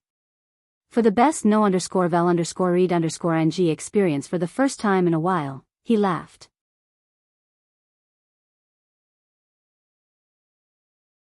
Chapter 1146. Hours later, Lionel seemed to have finally noticed something weird about his brothers. You all. How'd you grow so powerful so quickly? The dining room table had been cleared of all food and Lionel was even sporting a small pot belly. His stomach never showed this sort of effect after eating, so it could only be said that he had truly stuffed himself full this time. By the end of it, he finally noticed the changes in his teammates. Judging by a few factors, it should have only been about 5 weeks since the last time he woke up. Yet, he could feel that the auras of his teammates were all several times stronger. If it had taken 3 of them to match a branch family member before, they could probably fight one-on-one to a stalemate now. Of course, this still left them far short of the Luxnix family main branch along with the other main branches. But, it was a shocking change nonetheless. After Lionel thought about it though, he felt that it made sense. For such talents, just staying and acclimating to a 6-dimensional world over an extended period of time would cause great positive changes to their strength. The pressure of such a high-level world would squeeze out the latent potential they had within themselves and allow their talents to shine forth. I didn't consider this before, but this is good, right. Granny Fox has been helping us out. She made a training regimen for us all and we've been following it for the past few weeks. Franco explained. Visit. For a better user experience, Lionel's brows shot up. It took him a moment to realize that Franco was actually talking about his grandmother. His lip curled into a smile. Oh. What did she make you guys do? The dining room suddenly turned quiet. Even Alan's face tinged with red as he pushed his glasses up his nose, unwilling to make eye contact with Lionel. The only one who seemed alright was Milan. She put us through a routine of cardio and stretching, nothing major. She just said that we had the talent, it was just that our bodies had not been placed under appropriate pressure. Lionel's gaze immediately picked up the weird gazes of everyone when Milan said stretches. Suddenly, he felt a great camaraderie with the brothers around him. He, too, understood the complex emotions associated with working on your flexibility. Even to this day, he hadn't allowed anyone to see him stretch using that technique he got from the Valiant Heart Zone. As for Milan, of course he was uncaring. He took his flexibility the most seriously of all of them. Despite his 300-pound frame, he had actually spent quite some time as a gymnast and even dabbled in ballet. Milan surprisingly took them both quite seriously, so he was rarely made fun of for it. Lionel was filled with sympathy. Visit. For the best no_vel_read_ng experience, the location was Planet Montex. Of the 3 families, they seemed to be the most silent, however the training their youths had been undergoing was anything but. Much like their tall mountains which pierced through their atmosphere and gave their world devilish horns, they too were stoically persistent. Maybe due to this or by coincidence, Planet Montex was chosen as the starting grounds for the selection. After over a week of delays, the selection was finally beginning and the pent-up anticipation seemed only steps away from blowing. Amongst the Montex family youths, there was one particular young man that Lionel would recognize very well. That day in the Dimensional Cleanse trial zone, in order to claim the fifth dimensional piece, Lionel had been forced to fight not just one, but two people. One of those two people was Richard. The other was Higless, a young man who wielded an enormous hammer with the weight of a small mountain. Who knew what the odds were of meeting two potential heirs of this three-pillar sector at once? But all that was important was the fact that Higless hadn't forgotten Lionel. He too had wanted to rely on the fifth dimensional layer to maximize his chances at becoming crown heir. Unfortunately, he wasn't as meticulous or scheming as Richard. The result was that he was still vying for position while Richard had already claimed his crown heir position for himself. To Higless, this selection was the opportunity he needed to secure his position for life. So long as he could become a nominal disciple, he was set. But of course, this wasn't the limit of his ambition. Visit. For the best no_vel_read_ng experience, many forces converged onto Planet Montex. Among them, the Montex, Viola and the Luxnix weren't the only ones.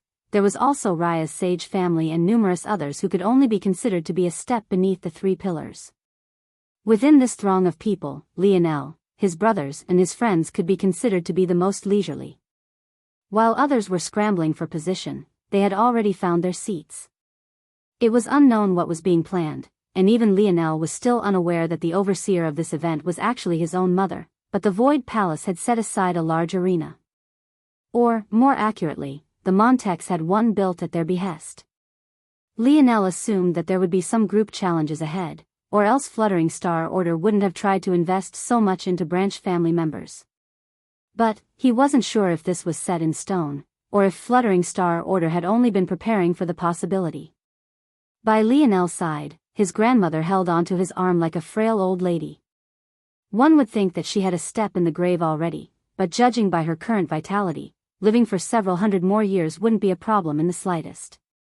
At the moment, Rija's mood was very good as Lionel's attitude toward her after waking up was far better than what she had expected.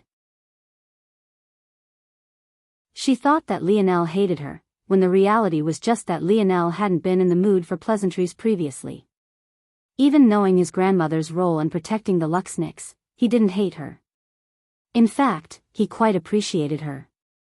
Wouldn't Lionel be too much of a hypocrite if he hated his grandfather's actions on one end, but was alright with genocide on another just because he had been wronged?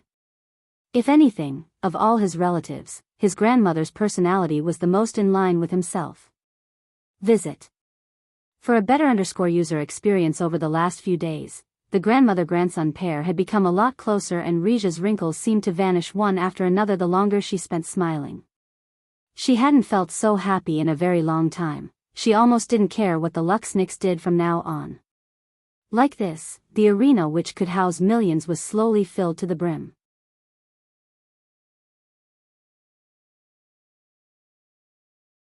Chapter 1147. Lionel split a bit of his attention to pay attention to the surroundings. Truthfully, the idea of joining yet another organization made him feel pretty weird on the inside. It could only be said that his luck wasn't the best when it came to such things.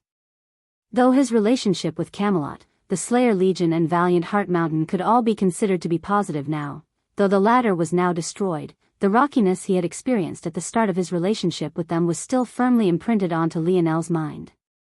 After leaving Valiant Heart Mountain, Lionel had truly thought that he would never join another organization again. He had plans to simply build up his own faction until it was time for the Morales family's heir wars. Though Lionel didn't know how the Morales saw him, or if they might treat him the same way the Luxnix had or not, he had enough reason to believe that so long as he won these heir wars, it wouldn't matter. The fact that he had two of their most important family heirlooms in hand spoke for itself. After learning about the Void Palace, though, Lionel realized that he didn't really have much of a choice in the matter. Whether he wanted to or not, if he had aspirations of reaching the pinnacle of the dimensional verse, joining the Void Palace was a must. To describe the importance of the Void Palace in the simplest way possible, they were the guardians of the human domain.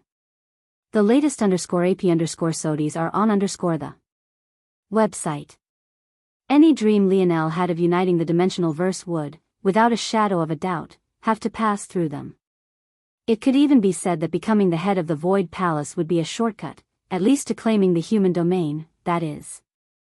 Even if this wasn't the case, the Void Palace had vast stores of information Lionel couldn't miss out on. Whether it was information about other domains, thoughts and ideologies Lionel had never touched before, or even something as plain as techniques and styles, Lionel had to grasp them all. It was a foothold of such importance that he could only grab onto it. Lionel had always had a phobia of missing out. Of course, this wasn't a phobia about events or people, but rather, knowledge. He hated the idea of taking less efficient paths simply because of his own ignorance. He had experienced that feeling all too often since he entered the dimensional verse. One such example was the truth behind why so many of the youths participating in the selection had stopped at Tier 7. Even Richard, the crown heir of the Viola, was only at Tier 8 currently. Of course, the obvious answer was that the Void Palace only accepted those beneath the 6th dimension. But, this was just one layer of the answer. Firstly, if they accepted those beneath the 6th dimension, why stop at Tier 7 or 8? Wouldn't it maximize your chances if you continue to the quasi-6th dimension level? That would still meet the requirements, right? Visit. For the best no_vel_read_ing experience, you could say that maybe these geniuses simply hadn't had the time, yet. But, this answer only made sense for the first few times. Oddly, though, every expert Lionel ran across as they continued to flood this arena were all the same. There were simply too many of them for it to be a coincidence. They couldn't possibly all be too young, right? Then, there was the second oddity. Why beneath the 6th dimension? Weren't there talents of all levels to be found everywhere? The former guild head of the Milky Way Guild, Augustus, was a great example. Augustus was a special sort of talent, able to enter the 6th dimension while bound by the constraints of a 5th-dimensional world. The difficulty in doing so was astronomical. Though some of this could be attributed to him taking advantage of the 6th-dimensional galaxies that wanted to take advantage of him, this only went to further bolster and prove his skill. However, according to the rules of the Void Palace, they would reject him no matter what. When Lionel asked his grandmother about this, it was only at this point that he managed to understand why this was. The 6th dimension was an important crossroads and was divided into two major paths. First, there was a conventional path which essentially reboot and reframed the progress you made in the previous 3 dimensions. Visit. For a better user experience, to explain it as simply as possible, with the conventional path, your 6th dimension would become a rerun of the 3rd dimension where you would form more and strengthen your innate nodes. Following this, the 7th dimension along this path would be redo of the 4th dimension where you would once again strengthen your body. And, the 8th dimension would become a reboot of the 5th dimension. Of course, those who took this path would still be able to become extremely powerful and weren't necessarily worse off than those who took the opposing path. However, while they weren't necessarily worse off, it would be impossible to reach the ceiling of those who took the other path. Also known as the God Path. Should one choose the God Path, they would have a chance to reach the true peak of the dimensional verse. Of course, once again, those that chose the conventional path weren't necessarily weaker, and there were many who chose this path that could match top experts of the God Path. However, without fail, the strongest individuals of the dimensional verse had stepped onto this second, unconventional path. In order to take the God Path, however, one needed to start early. The priming for diverging and taking this route began at Tier 7 of the 5th dimension. Using that buffer period, one could slowly begin to mold themselves and prepare. Once again, Lionel realized that he had almost missed out on something greatly important. He couldn't help but feel that his dad was really too casual with informing him about such things. How could he pick any path other than the God Path? Visit. For the best no_vel_read_ing experience, Lionel's gaze suddenly shifted toward a certain direction, an aura of pure white gold descending as the Luxnix family arrived. Sorry everyone, I started on DD chapters really late today, LMAO. But you guys are probably used to late chapters by now. More on the way.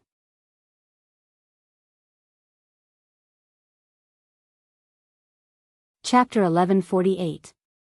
The arrival of the Luxniks could only be said to be quite grandiose. Being the last of the three major families to arrive, they seemed to have made it a point to make a statement. But, maybe this only made sense. After 3 generations of slowly biding their time, they could finally see success on the horizon. This selection would be the time for them to rise. An enormous golden bird flew through the skies. And yet, somehow, it carried not the slightest hint of a shadow. If Lionel had to describe it in just a few words, he would most definitely choose Golden Phoenix. It had a long and slender neck of perfect groomed plumes. Its wings gently flapped despite its size, wafting about intoxicating scents and unintrusive winds. Its tail feathers sparkled with delicate patterns, filling all those who saw it with awe. A sonorous call left the beak of the majestic bird. It rang through the arena like the clanging of a silver bell. Somehow, it didn't feel annoying in the slightest but rather filled one with amazement and worship. By now, Lionel would have usually looked away, displaying a sheer lack of interest. However, he wasn't the type of person to fake what he was feeling, at least not when it came to matters that weren't superficial. While others saw a bird, Lionel saw one of the most elaborate and complex force arts he had ever laid eyes on.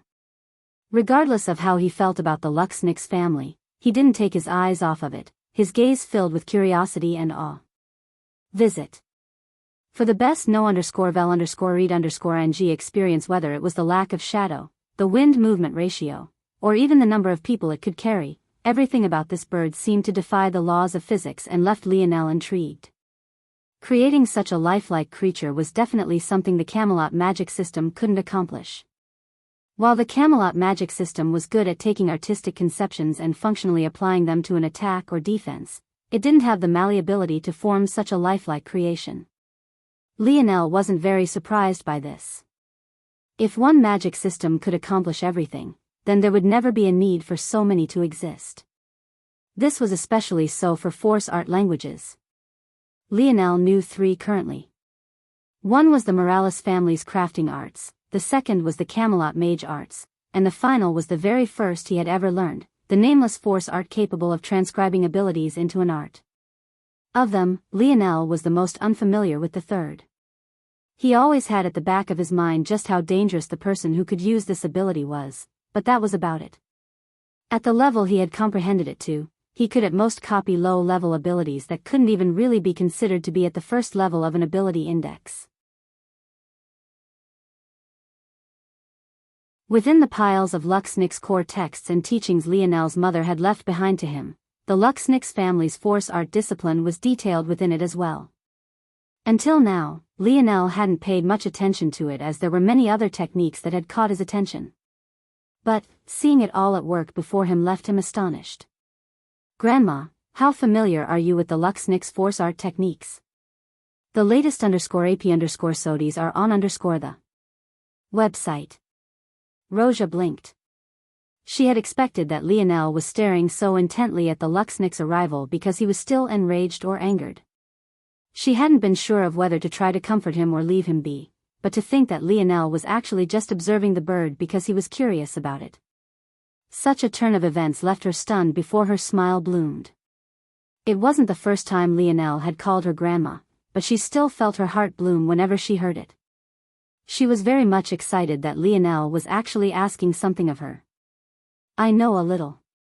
Do you want me to teach you? Rija's gaze glowed. She forgot all about the Luxniks and even forgot about everyone in her surroundings. Her only focus was pleasing her grandson. Lionel smiled. I'm just a bit curious.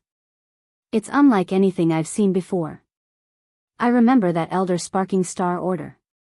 When I met her before she tapped her cane and her body was enveloped in fluttering butterflies that seemed shaped of fire. Was that an application of the Luxniks force arts? Roja seemed to grow younger by several years every time Lionel spoke to her. Yes, you could say so. Sparking Star Order is among the most skilled in the Luxnix force arts. Are the butterflies just an aesthetic choice, or? Visit. For the best no_vel_read_ing experience, Lionel actually wasn't sure. He didn't have a high enough understanding of the Luxnix force arts to make an assessment. Plus, seeing through the technique of such a high-level 6-dimensional expert was beyond even his means. Not exactly, though in part. Roja patiently explained, the Luxnix force arts are very good at embodying and manipulating life force. When Sparking Star Order taps her cane and summons her butterflies, she's using a fusion of her ability and her comprehension of force arts to disperse her aura and make her teleportation impossible to track. The flapping of the butterfly's wings are more than just an aesthetic choice, as the frequency they do so at is very important. Even the most skilled of internal sights would find trouble tracking her down. It makes her movement both flexible and unpredictable. Roja divulged a major secret of one of the Luxnix family Star Order elders without blinking an eye. I see. Flexibility, huh? Lionel fell into thought. Roja nodded. If the strength of the Luxnix force arts was to be described in one word, it's adaptability. What it loses out in strength, it makes up for by melding into the perfect technique for the situation. Take a sensory force art as an example. A more rigid force art language might send a ripple into the surroundings to send back a static image to the user. But, with the Luxnix force art language, you might instead form and send out several wolf constructions. Their adaptability would be several-fold greater. Visit. For the best no_vel_read_ing experience, Roja patiently taught her grandson what she knew, the two seemingly lost in their own world as the golden phoenix of the Luxnix touched down, dispersing to reveal a shocking reality. The Luxnix was being headed not by their patriarch, and not by a Star Order elder, but rather a single young man of barely over 20 years of age.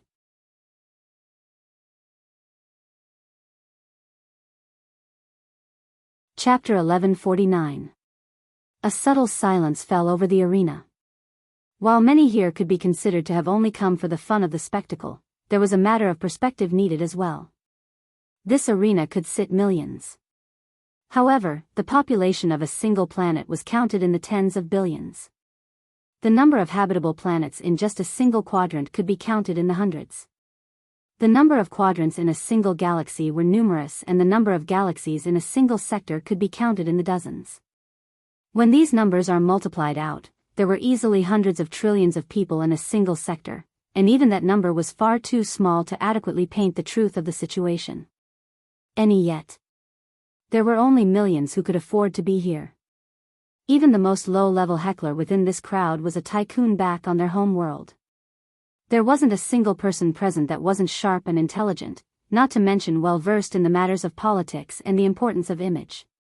For the Luxnix to make such a grand entrance, all for the sake of allowing a young man to lead them all, it spoke volumes. In fact, it spoke so loud that everyone could only fall into an abject silence. The latest _AP_SODIs are on the website.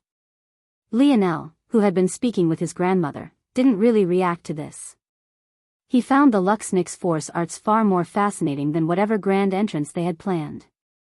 Plus, he had already heard the story about Miguel. He wasn't very astonished to feel something similar to his own innate node. That said, he sensed something quite curious about his original innate node. But, he shook his head and didn't mind it. If he hadn't managed to regrow his innate node back, he might be more infuriated. But after learning what happened, Lionel didn't particularly hate Miguel. In fact, he felt quite bad for Miguel. After all, the actions of his parents caused him to be raised without family. Lionel had seen what a lack of familial love could do to a person. Every time he thought of Aina's deepest insecurities, it was often always related back to this.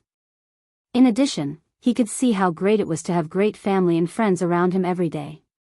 He had grown up with his father by his side, and knowing that his mother and grandmother loved him filled him with a full sort of feeling. Even knowing that his grandfather had cut contact with his grandmother mostly due to himself even somewhat changed his opinion of the old man. Though he and his grandfather could never be on the same page, there was an odd complex emotion that Lionel couldn't help but feel knowing that the old man still loved him. But Miguel had never experienced any of this. Visit. For a better user experience sure, there was plenty of love around him coming from the Luxnix family elders. But, didn't they all just see him as a tool to be used? They didn't love him unconditionally like his mother or father could have, they only loved him insofar as his talent could bring their family to the next level. When Lionel finally looked up and his gaze landed on Miguel, what he felt wasn't rage or fury. All he felt was pity. Miguel didn't look around, nor did he react to the crowd's gaze. With light steps, he walked toward the region of participants, taking a seat in the section left to the Luxnix. His expression couldn't be said to be indifferent, but he was clearly uncaring. He felt that everything was far beneath his notice. Even knowing that Aina was nearby, Miguel didn't even glance in her direction. The matters of the bronze tablet was still at the back of his mind, but he had chosen to take these matters slowly, a single step at a time. There were simply too many ways to interpret the words of a prophecy, and he was willing to let things bear themselves out naturally. The elders of the Luxnix smiled toward Miguel with feelings of gratification clear in their gaze. Without a word, he had very clearly suppressed the momentum of all the geniuses present. How could they not feel fulfilled? Visit. For a better user experience after so long, it was time they bare their fangs. With a whoosh, the elders of the Luxnix rose to the stadium seats, leaving the ground region for the participants. Among those that had come, there was Winged, Sparking and Resting Star Order. After a quick sweep, Winged Star Order's gaze narrowed when he noticed Roja. Lionel, the geniuses of Earth, and his grandmother currently all sat on the ground floor. However, their seating arrangements were oddly luxurious, even more so than the three main families. Many had chalked it up to the appearance of Roja, but the members of the Luxnix found that there was something decidedly odd about all of this. Before Winged Star Order could think about just what was going on and understand why his heart was feeling uncomfortable, Orynyx suddenly appeared in the middle of the vast arena. In that moment, a wide sweeping pressure emitted from him. Orynyx was usually a calm and scholarly young man. His dark skin was always glistening and perfectly taken care of. His clothing never had even the slightest wrinkled. And his aura was always reserved and as calm as a lake. Visit. For the best no_vel_read_ing experience after spending so long in the Luxnix family, many of the elders had come to this very same conclusion. But, suddenly seeing him flip a switch like this and release a pressure that made even them burst into a cold sweat. They finally realized just how large the difference between them and a young man who was ultimately just a galaxy-ranked disciple was. Orynyx might have been amiable and scholarly usually, but right now, he was representing the Void Palace, the protectors of the human domain and the greatest shield of humanity. This was no longer for himself. This would be a day those present would never forget.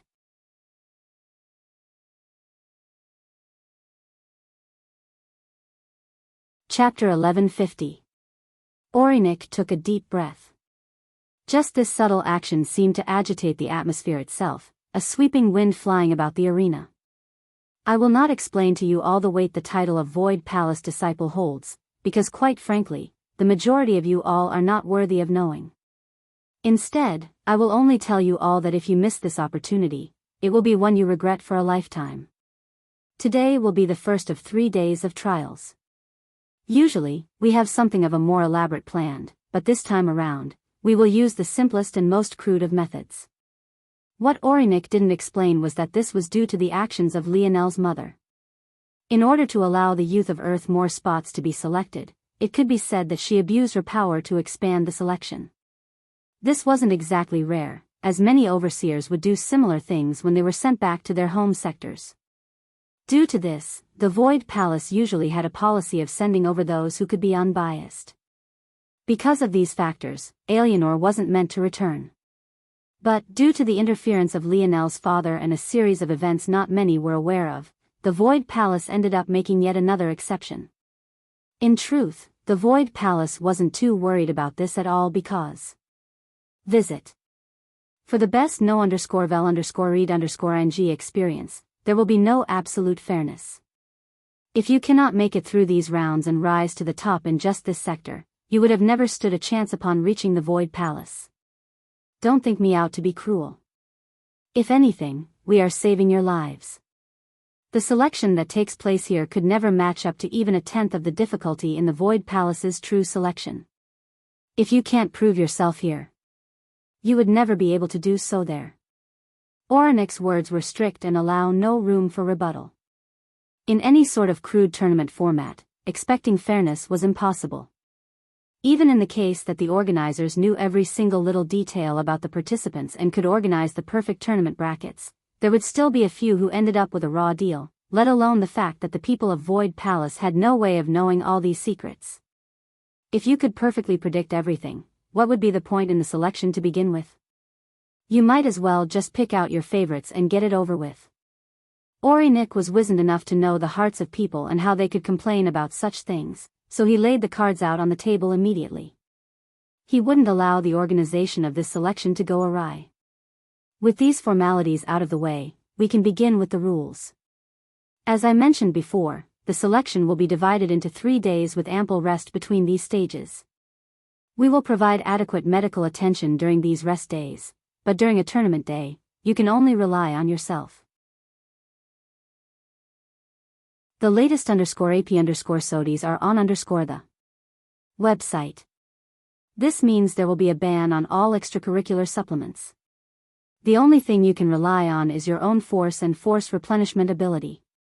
Those found violating this rule will be disqualified immediately. Orinik didn't explain how he would monitor such a thing when there were so many participants, not to mention countless elders with a vested interest in their juniors succeeding, but no one doubted his confident expression. If the Void Palace couldn't accomplish at least this much, they would be far too incompetent.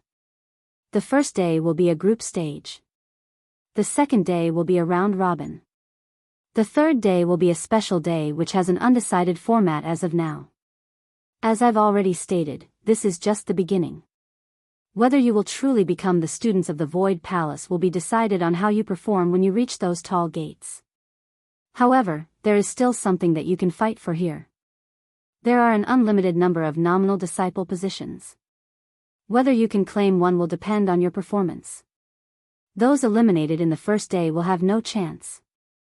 However, those who can make it into the second day can consider themselves to be on a short list of potential entries. Above the nominal disciple position, there are 3 gold tokens up for grabs. These gold tokens, when exchanged at the Void Palace, allow you a chance to directly challenge to become a galaxy-ranked disciple upon entry.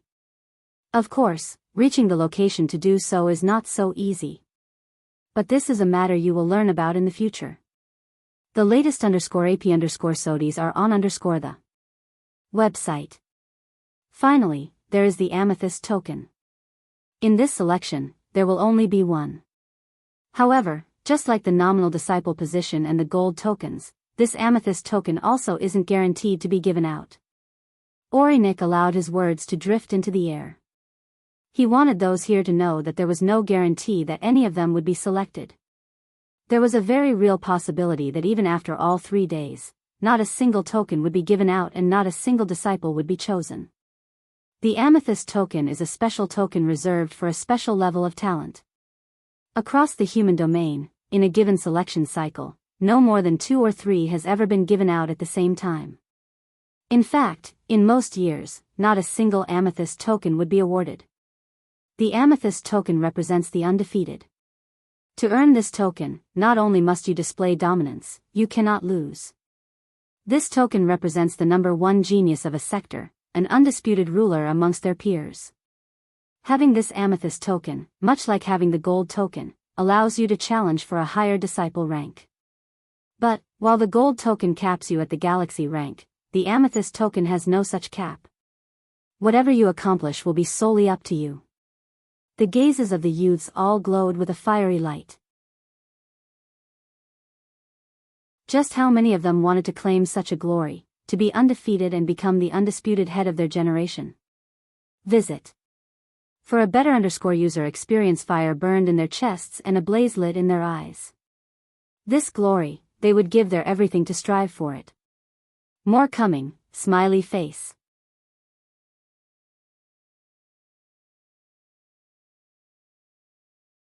Chapter 1151. Orinik's expression didn't change when he saw this, but he inwardly sneered. Orinik wasn't the kind of person to actively condescend. Or, it was more accurate to say that most who went to the Void Palace had had their arrogance beat out of them long ago. The focus of the Void Palace was presenting a single shield to the outside world. There was no individuality, no room for self-esteem and pride, there was only the task at hand and your role in said task. Despite its name and despite the prestige that came with being a part of them, the Void Palace was essentially the military. Nothing more, nothing less. To see all of these people being so excited already filled Orinik with one layer of disgust, as he too had once been one of them. But, seeing them actually pine over a reward as exclusive as the amethyst token was enough for him to want to vomit. Did they have any idea what kind of monsters had the right to grasp such a token? Even if you really did defeat everyone in your sector, if your competition was too weak, the overseer would never grant you such a badge. What good was it in being the best out of a group of trash? This was a sixth-dimensional sector and they actually thought they were worthy of such a thing? Was this a joke? Despite his feelings, Orinik remained silent. His force surged and he waved a hand. At that moment, an enormous billboard formed of motes of light appeared in the skies. It was entirely blank, but what was fascinating about it was that no matter what angle you looked at it from, it would feel as though it was matching your gaze dead on. The latest _AP_SODIs are on the website. Lionel's eyes lit up when he saw it.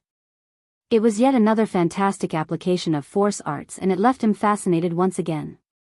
These days, he seemed to be finding crafting and the underlying force art mechanisms of it more and more amazing. Those who will be participating, send out a strand of your force toward this construct. If you cannot do at least this much, Orinik didn't bother to finish his words this time. He had used this line of reasoning numerous times already. He was sure that those present understood that he wouldn't be here to listen to their complaints and nonsense. Lionel's brow raised.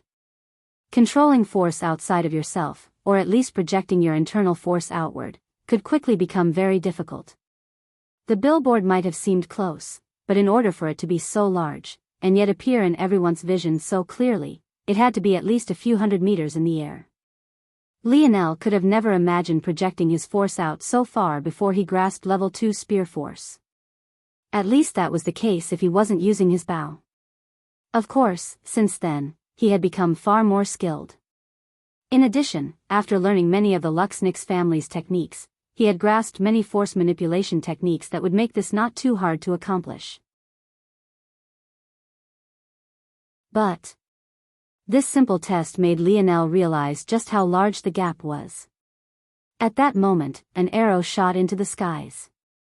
It streaked upward with a blazing speed before it pierced through the billboard above. Visit. For a better user experience while the arrow continued to fly higher before eventually rushing down below and crashing into the protective force arts that safeguarded the observers, the force that had coated it was completely stripped away. The billboard began to flicker and a long string of numbers appeared. 00000001. There was no name assigned to the number, but this didn't seem to matter. To the Void Palace, your name was meaningless until you became one of them. All the billboard checked for was your dimension and then tied you to a number. Haha. Number 1 it is. A youth with a boisterous laughter held up his bow proudly. He didn't seem to be from one of the 3 main families. In fact, he was from a family just beneath the main 3 and, on the surface, at the same level as Raya's sage family. His actions seemed to result in a cascade of events, numerous streams of attacks rushing toward the billboard as many hurried to get their spots. One number after another began to appear in the sky, each with their own unique force signatures. It seemed impossible for one person to impersonate another, even when they used the same exact force. Orinik's internal sneer only grew fiercer. He could sense many sixth-dimensional experts trying to squeeze themselves in. Though they masked it by using fifth-dimensional force, how could the Void Palace be so easily fooled? By now, dozens had tried, but each time, the billboard treated them like they were thin air. Visit. For a better user experience, however, Ganner didn't have such patience.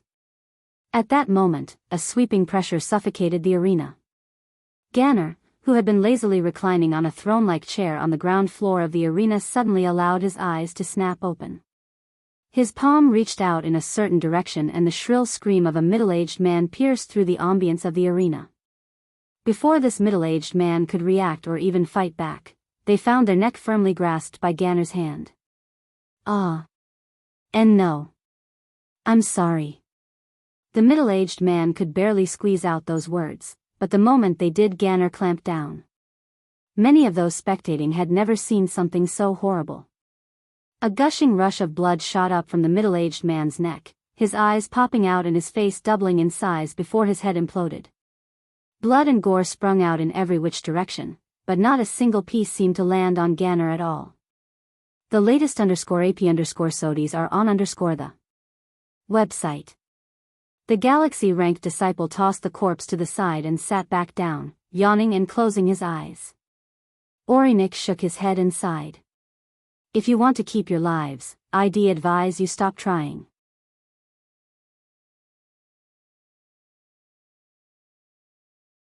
Chapter 1152. Lionel's gaze narrowed, but he didn't say much. In truth, he thought it was a bit unfair. Not everyone had the ability to be aware that they should restrain themselves within the fifth dimension, and even less knew of the diverging paths upon reaching the pinnacle of the fifth dimension.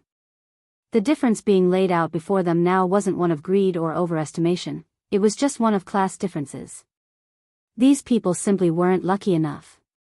This was the first time the selection had been so open, and many of those who had tried just now were geniuses in their own right who never got a chance at a quota. Now that things had suddenly been open when they thought their turn would never come, Lionel could understand how they felt. If he wasn't born to such parents at the perfect time, would he have this chance laid out before him? If the Void Palace was so interested in gathering talents, shouldn't they have made a better effort? Why were there quotas, and why did they allow powerful families who were inherently selfish to begin with control them?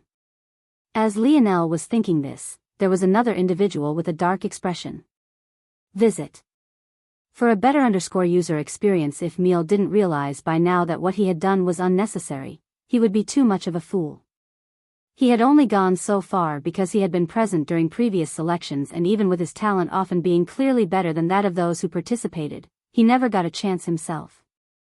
He didn't want his daughter to go through the same thing, but how could he have expected that this year would be so open and free for all? Despite his fury, Meal's expression gave nothing away. He didn't cast any enraged glances, nor did he lose his cool.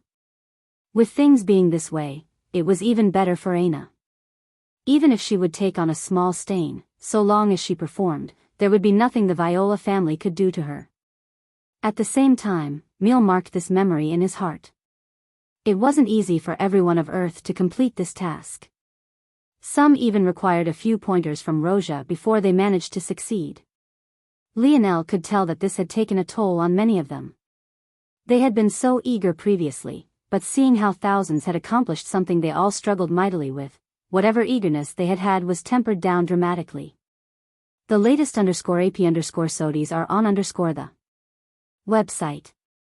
They suddenly felt that the odds of them making it to the second day had gone down significantly. This sort of competition. Maybe it was too soon for them. Didn't it take decades for many to make it through the fifth dimension? They had just entered. Maybe they were in over their heads.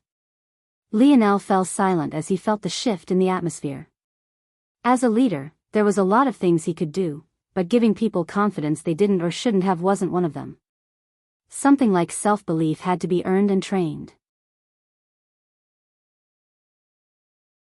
Often, those who had it without putting in such effort were simply overestimating themselves. A lot of things had gone too smoothly for the people of Earth. Compared to the people of the Milky Way, their talent was so much greater that how strong their foundations were never really mattered. And, even when the people of other galaxies invaded, much of the brunt of the work was honestly handled by Lionel, Noah, and the other preeminent talents. Being faced with the reality now hit them all hard. Even Lionel's own brothers hadn't found the task easy to complete. Only Drake had a relatively easier time, but that was only because he was a marksman to begin with. This time, Lionel chose to remain silent. He didn't give them encouraging words, nor did he try to cheer them up. Sometimes, a person would only be able to convince themselves of what they needed. Lionel's gaze shifted and landed on Elther. The latest _AP_SODIes are on the website. Even compared to Noah, Elther had been greatly silent during this whole journey. After all, this was his first time hanging out with so many humans at once. It only made it more awkward that the Void Palace was meant to be the protectors of the human domain, so how exactly did he fit into all of this? Of course, Lionel had already thought of this and asked his grandmother about it. According to Roja, the Void Palace wasn't completely devoid of non-human species. There were many guardian beasts and the like, as well as a few rare humanoid species like the oryx. Though it wasn't common, it wasn't unseen either. That much allowed Lionel to rest easy and worry about Elther a bit less. Right now, though, Elther seemed to be in his element. Seeing so many powerful enemies before him, and seeing such a tall mountain to climb, his heart beat wildly, his gaze locking on to the stages ahead as though he couldn't wait to hop on. Right then, the billboard formed of motes of lights calmed. The instant this occurred, the numbers began to flicker, rearranging themselves swiftly until several columns were formed. Then, a large number of numbers dimmed while a single group of them glowed brightly. Those who can sense their auras glowing above, step forward. The first group match will begin now. Elther stood almost too quickly, a bestial aura rolling off of him in waves. His excitement was practically palpable, his handsome, almost otherworldly features, gaining a menacing and devilish charm to them. The latest _AP_SODIes are on the website. He shot forward, appearing on the arena. At some unknown time, an enormous saber had appeared in his hands, a pervading aura of thick darkness hanging around him. This was what Elther had always dreamed of. While others thought it might be nice to win the amethyst token, he wanted it and was willing to give up anything to get it, even if he had to cut his heart out of his chest. There was nothing he wanted in life more than to become the greatest general there ever was. Today, he would leave his first mark on the world.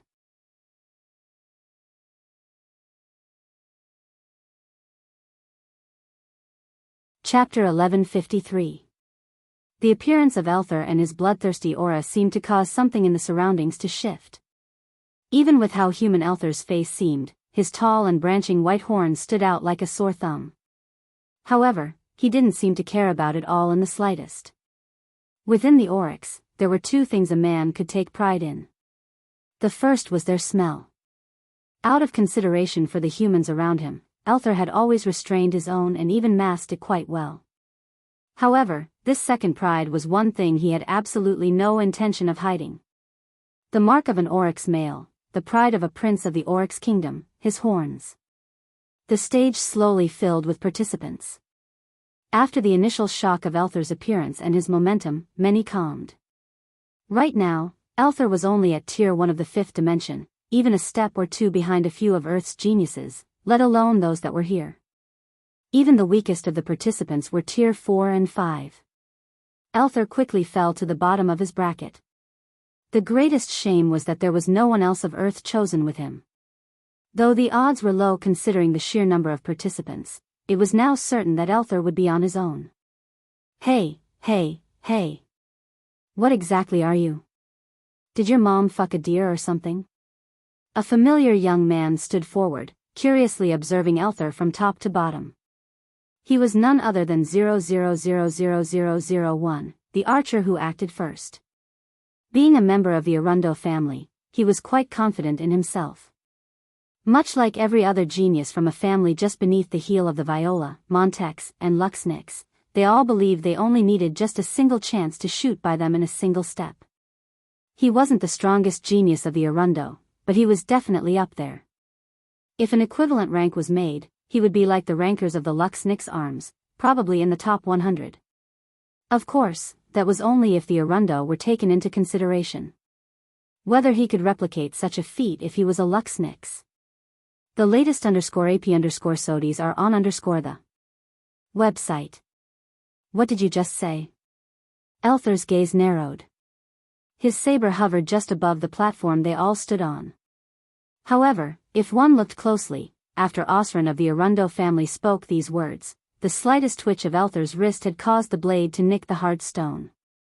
The touch was so subtle and almost imperceptible that no one noticed, but the force that coated the blade cut through the stone so smoothly that not a single sound was made. To Elther, his mother was a great taboo. For as long as he could remember, it had always just been him, his father and his brothers. To birth a child with affinities for force as powerful as Lionel's Scarlet Star Force or Elther's Chaotic Particle Force took a lot out of a woman.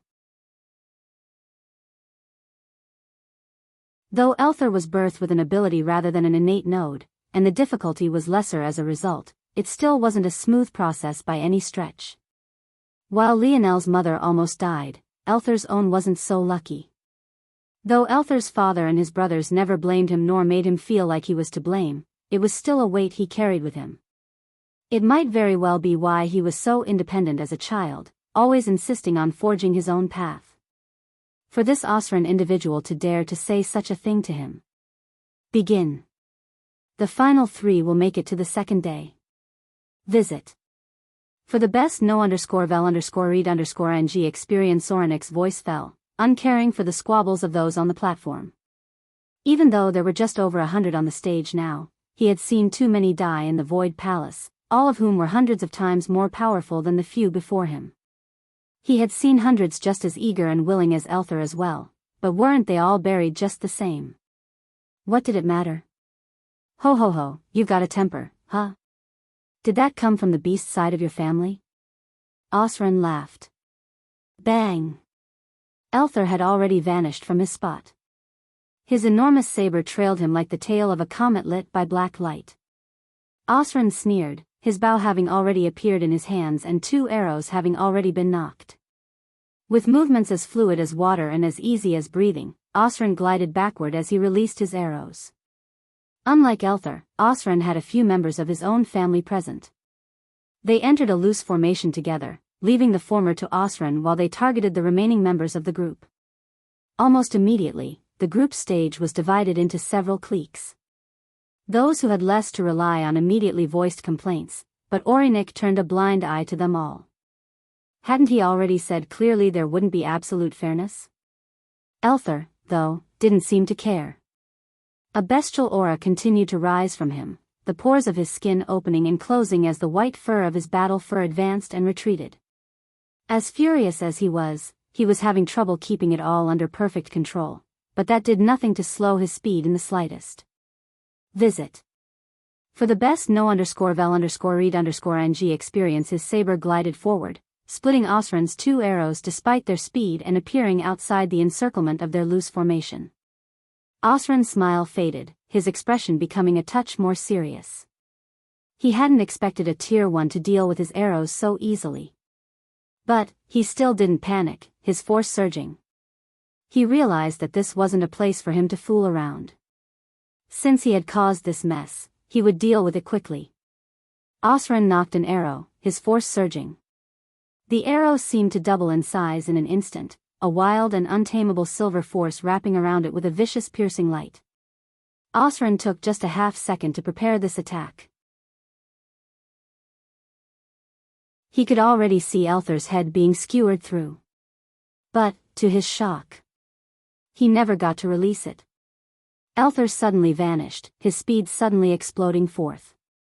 The last thing Osran saw was the menacing glare of a beast and a row of sharp, glistening teeth. Elther's saber swung downward with such speed that nothing seemed to happen even several moments afterward. It was only after a light gust of wind blew by that Osran fell into 2 halves, a bloody pool forming and filling in the cracks between the tough stones. The first blood of the tournament had been drawn. The latest _AP_SODIs are on the website.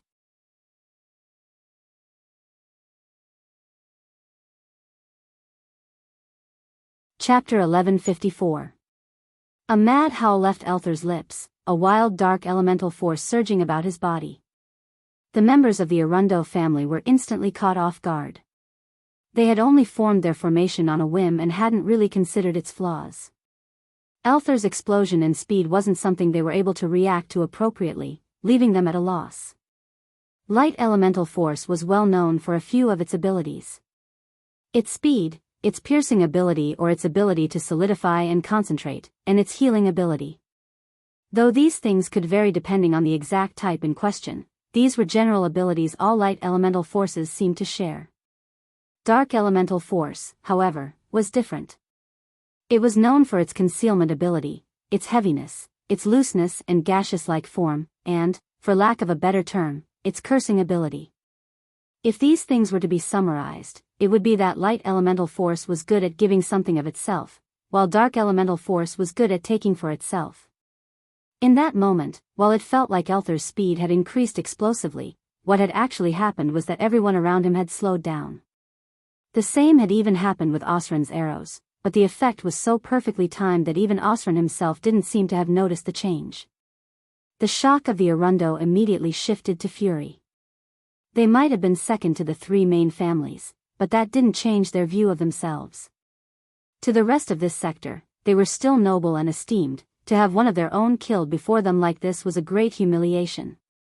Unfortunately, their rage didn't seem to move the needle one way or another. As for why, that was because Elther hadn't finished venting either. Visit.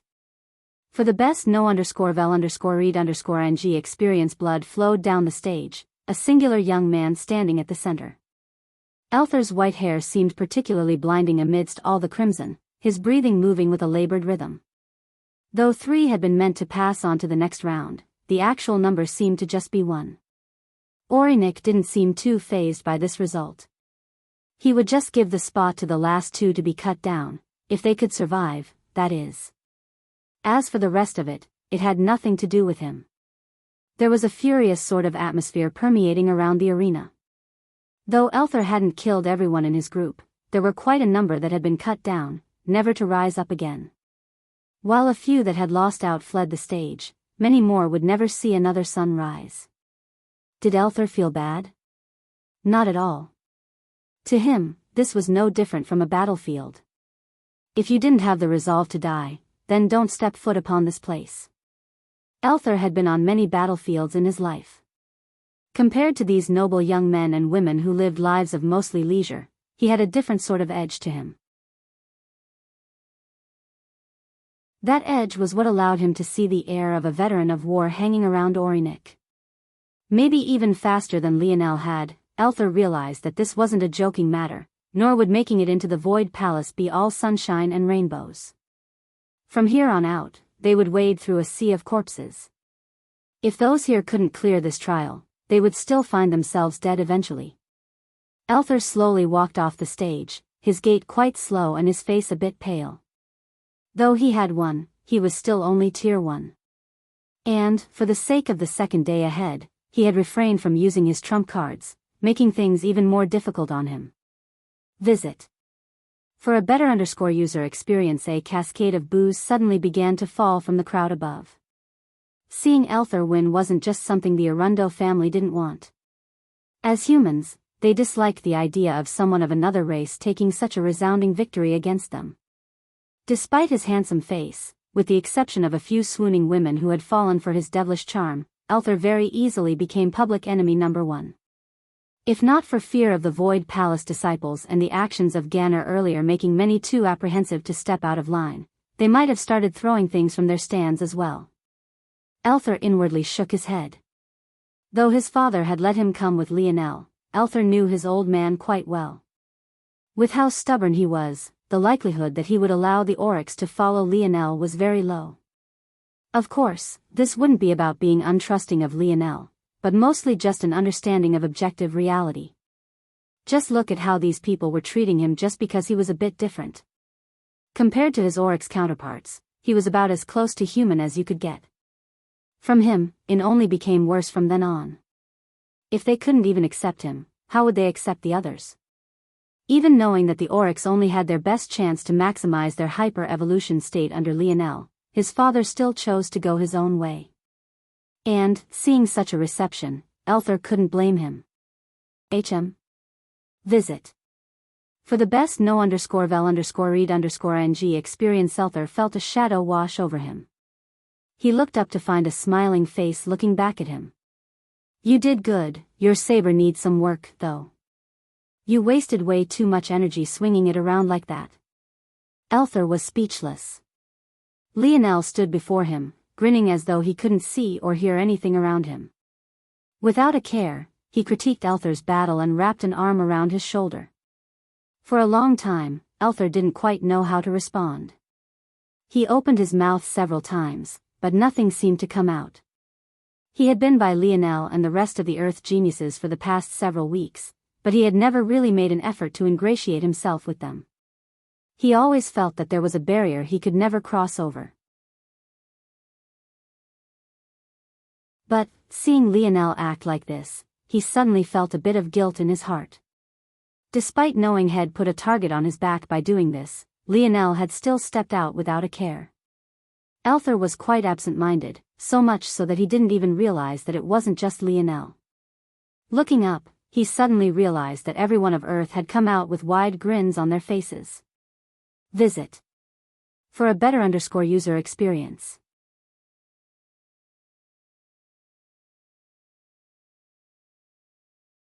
Chapter 1155. Who are these people? Within the Arundo family, a young man with a dark expression sat, staring out toward the heartwarming meeting between Elther and the other geniuses of Earth. Of course, in the perspective of others, this was anything but a wholesome moment. He would have liked nothing more than to put an arrow between their brows. Osran wasn't a person he knew personally. In fact, on a normal day, Osran wouldn't even be worthy of carrying his shoes. However, in this sort of situation, things were very different. Every action made by a member of the Arundo family, especially when the person was as high profile as Osran to begin with, was a potential boon or blight on their reputation. To a high-level family, reputation was very important. Though it wasn't exaggerated as a saying like perception was reality, it wasn't very far off. When a family grew as large as the Arundo, they actually entered quite a precarious state. They had so much territory to govern, rule and, most importantly, protect. In such a situation, their soft skills became far more important than how large their fists were. Even the Luxnix family experienced such a thing, or else they wouldn't have gone into such a state of hibernation for 3 generations. To make a complicated matter simple, the stronger your front as a family, the more battles you could avoid because those far weaker than you would know not to waste your time. Visit.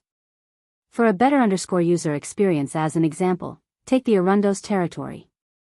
They might very well have dozens of much smaller families surrounding them.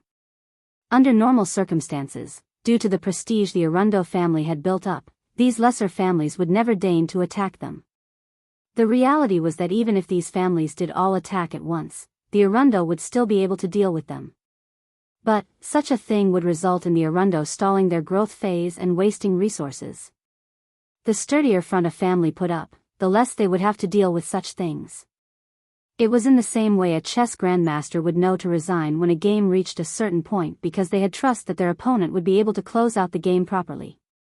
If the prestige of the Arundo family took a hit, though, and people began to believe they lacked the skill to close out the game, it would begin to breed trouble. The operative word was deterrence. Only with strong enough deterrence could a family occupy large amounts of territory while withstanding the least amount of pressure. Of course, the youth who spoke was one of the Arundo family's 2 candidates for their crown heir position, Isaac. Much like the others of the Arundo, he too was a bowman, and, unsurprisingly, he felt that his performance in these selections would decide whether he became the crown heir or not. We don't know who they are, but there are some rumors. Visit. For a better _user experience. Another youth of the Arundo family rubbed his nose. He had quite a mischievous streak between his eyes as he seemed amused that Isaac wasn't as well informed as he was. Of course, the only person who dared to do this was Isaac's rival for crown heir, Isaac. Stop beating around the bush, this matter involves us both. I don't know about you, but I have no intention of inheriting a laughingstock of a family. Isaac snorted, clearly not enjoying his distant cousin's lack of a sense of humor. It had always been this way. Isaac was the more social of the two, and though he was slightly less powerful, he had the far better social network. On the other hand, Isaac was the stronger one, something Isaac accepted, but he lacked the skills a patriarch should have. He didn't know how to speak to people or manage people. He didn't even know about something so important happening. This said, the relationship between the two wasn't so bad. Not every crown heir duo or trio was at each other's throats like Richard and Gradier had been. Though, that was also because Isaac was quite easygoing while Isaac was quite simple-minded. Still, Isaac was right on this one. They were indeed a united front on this matter. There was news that came a few days ago that there was a huge commotion that went down at the Luxnix estate. There were even reports that a pillar of light was viewable from outer space. There's been a muddying of the details, but it seems to all revolve around one name, Lionel Morales. Visit. For a better user experience, huh? Isaac didn't seem to understand. Isaac rolled his eyes. Lionel Morales, the name of the boy the Luxnix had stricken from their family records. There were even rumors resurfacing about him in the last few months. I thought it was just some political scheme to deal with the Luxnix, but it seems there were rumors because he's back. Isaac's gaze narrowed. What is that supposed to mean? We can't get revenge because he's a Luxnix? Isaac was at a loss for words. What is in that head of yours? Didn't I just say his name was stricken from the records and that there was a huge commotion caused at the family? And, didn't you see that the Luxnix arrived but he wasn't among them? I'm thinking that they only got such good seating arrangements because of that granny over there. It seems his grandmother was one of the Luxnix family elders before they broke off from the family. So, he's free game. In fact, they're all free game. The light in both potential heirs' eyes lit up, murderous intent pervading from them. They might have been two opposing individuals, but they stood on the same side when it came to what they wanted for their Arundo family. At that moment, the billboard of motes of light had already shifted once more. Those that had failed had their names completely erased while a new set of individuals was highlighted. The latest _AP_SODIs are on the website. Ah, it seems like it's my turn. Alina nervously stood, walking toward the arena under the encouragement of the other people of the moon.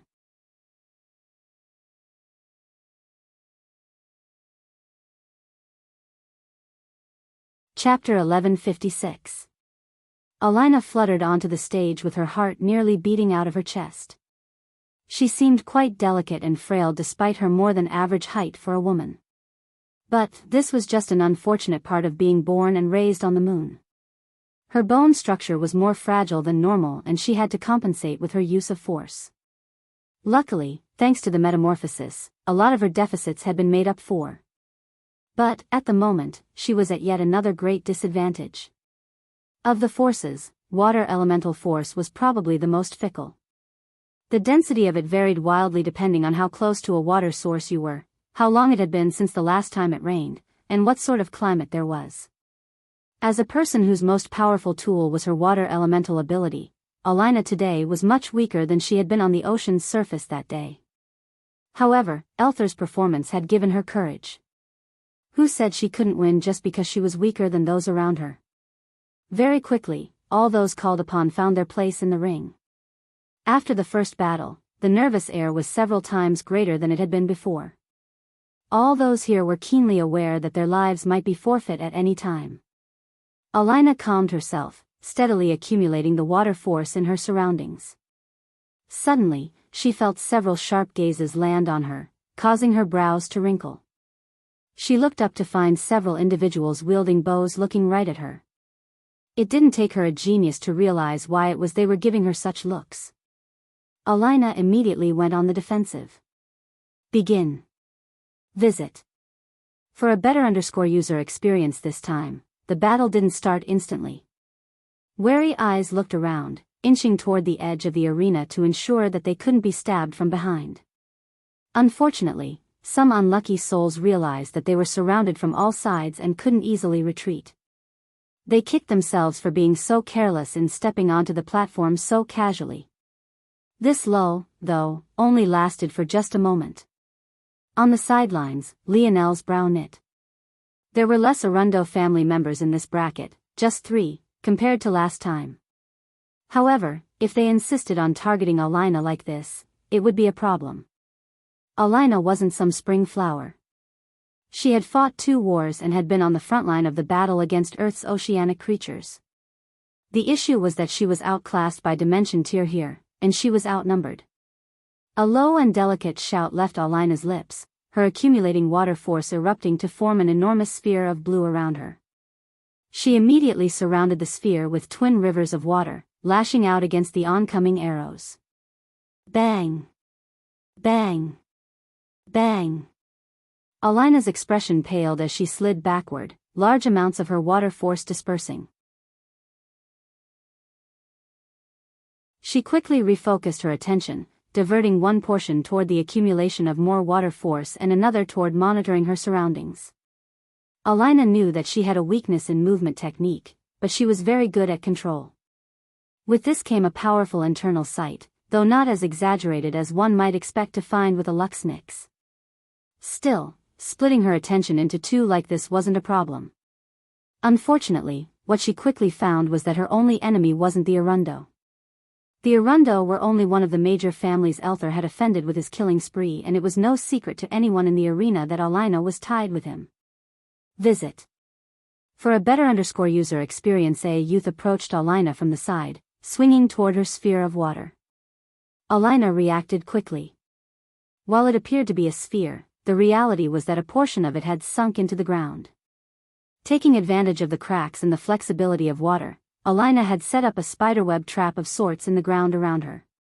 Unfortunately, she hadn't had enough time to make it as powerful as she could, but it would have to do for now.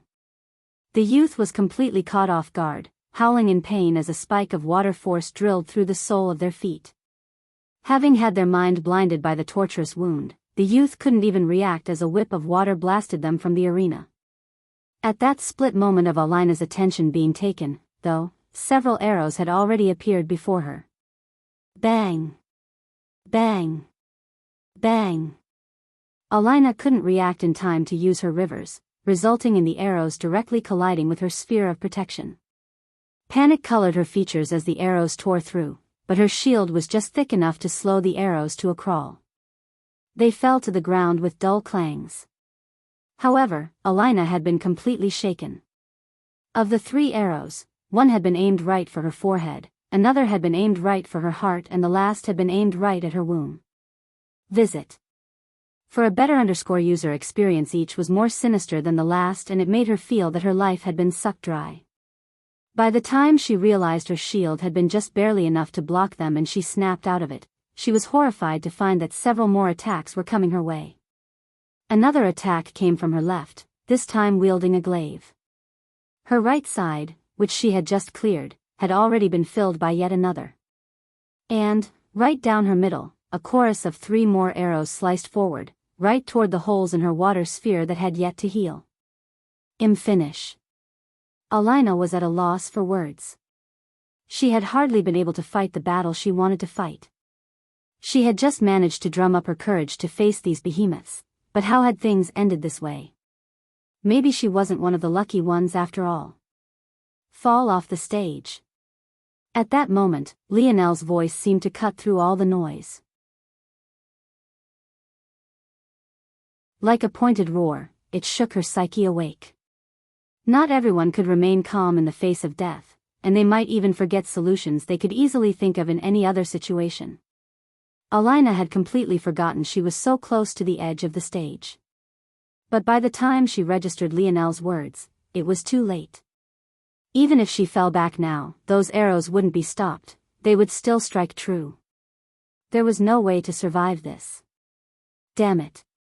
The latest _AP_SODIES are on the website. If Alina could see through this in her flustered state, how could Lionel not? When he yelled out, he had already moved. However, it was then another booming voice descended. You dare? Oranic's voice cast a shadow over the arena.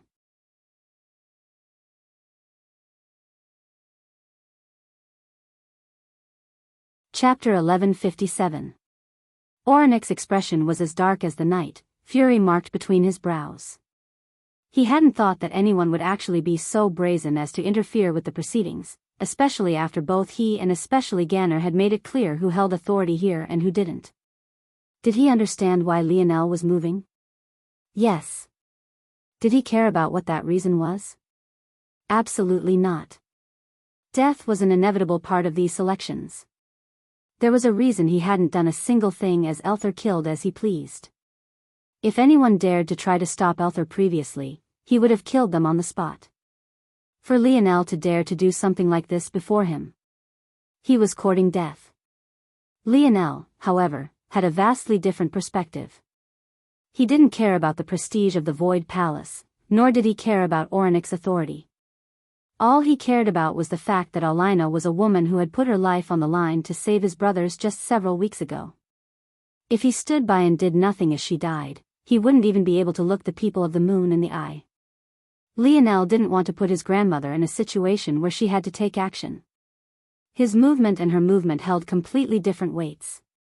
He was still a member of the younger generation and his actions could be left as a slight against Orinek himself. However, if his grandmother made a move, it wouldn't be a matter of youths any longer, it would be a slap to the face of the Void Palace itself. Among the geniuses of Earth, Lionel knew that he was the only one with the speed to make it. So, he took it upon himself. However, the moment Orinek spoke, an oppressive aura fell like a hammer. It crashed against Lionel's head and threatened to bury him into the earth. The difference in this aura from what Lionel had experienced before in the past was like night and day. Even Sparking Star Order had no ability to match it. Visit.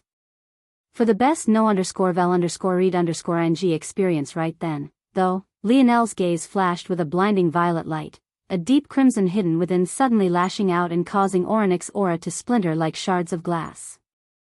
Lionel's body flickered with bronze runes, his figure stepping through space and appearing by Alina's side and within her water sphere in the blink of an eye.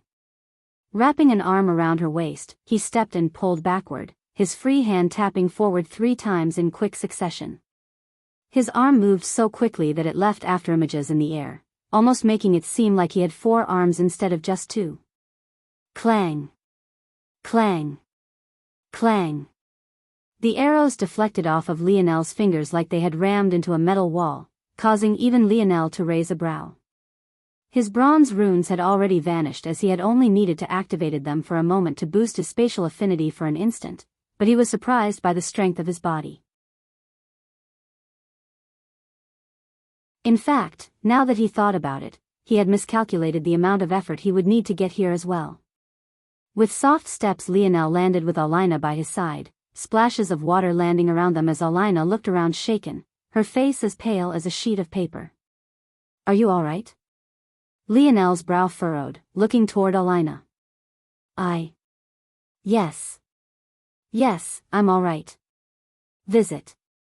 For a better user experience, Alina's voice trembled.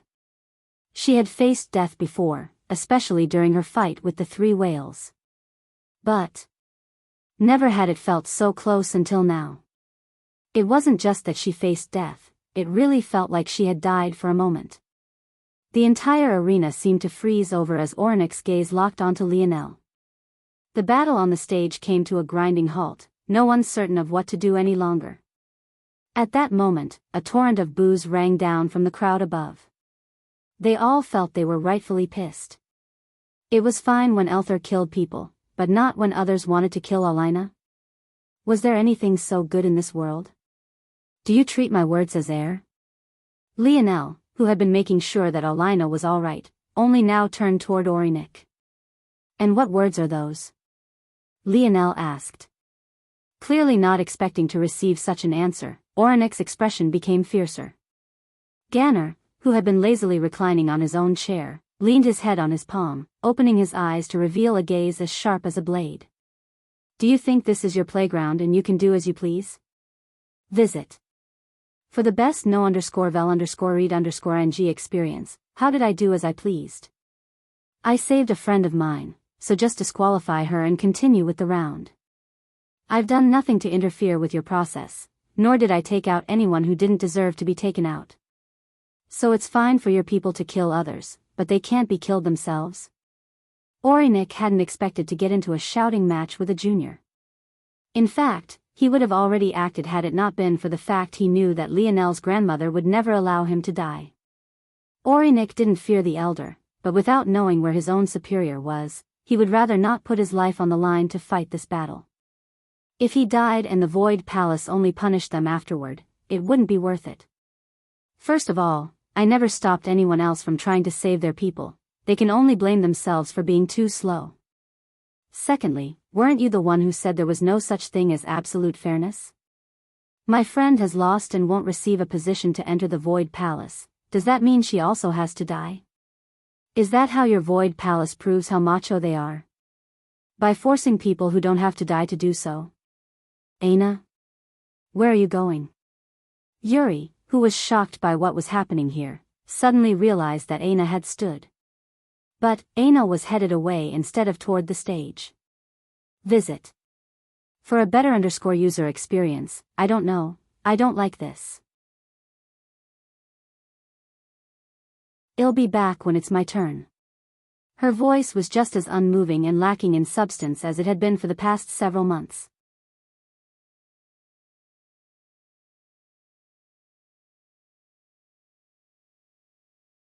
Chapter 1158. Yuri and Savon looked toward one another.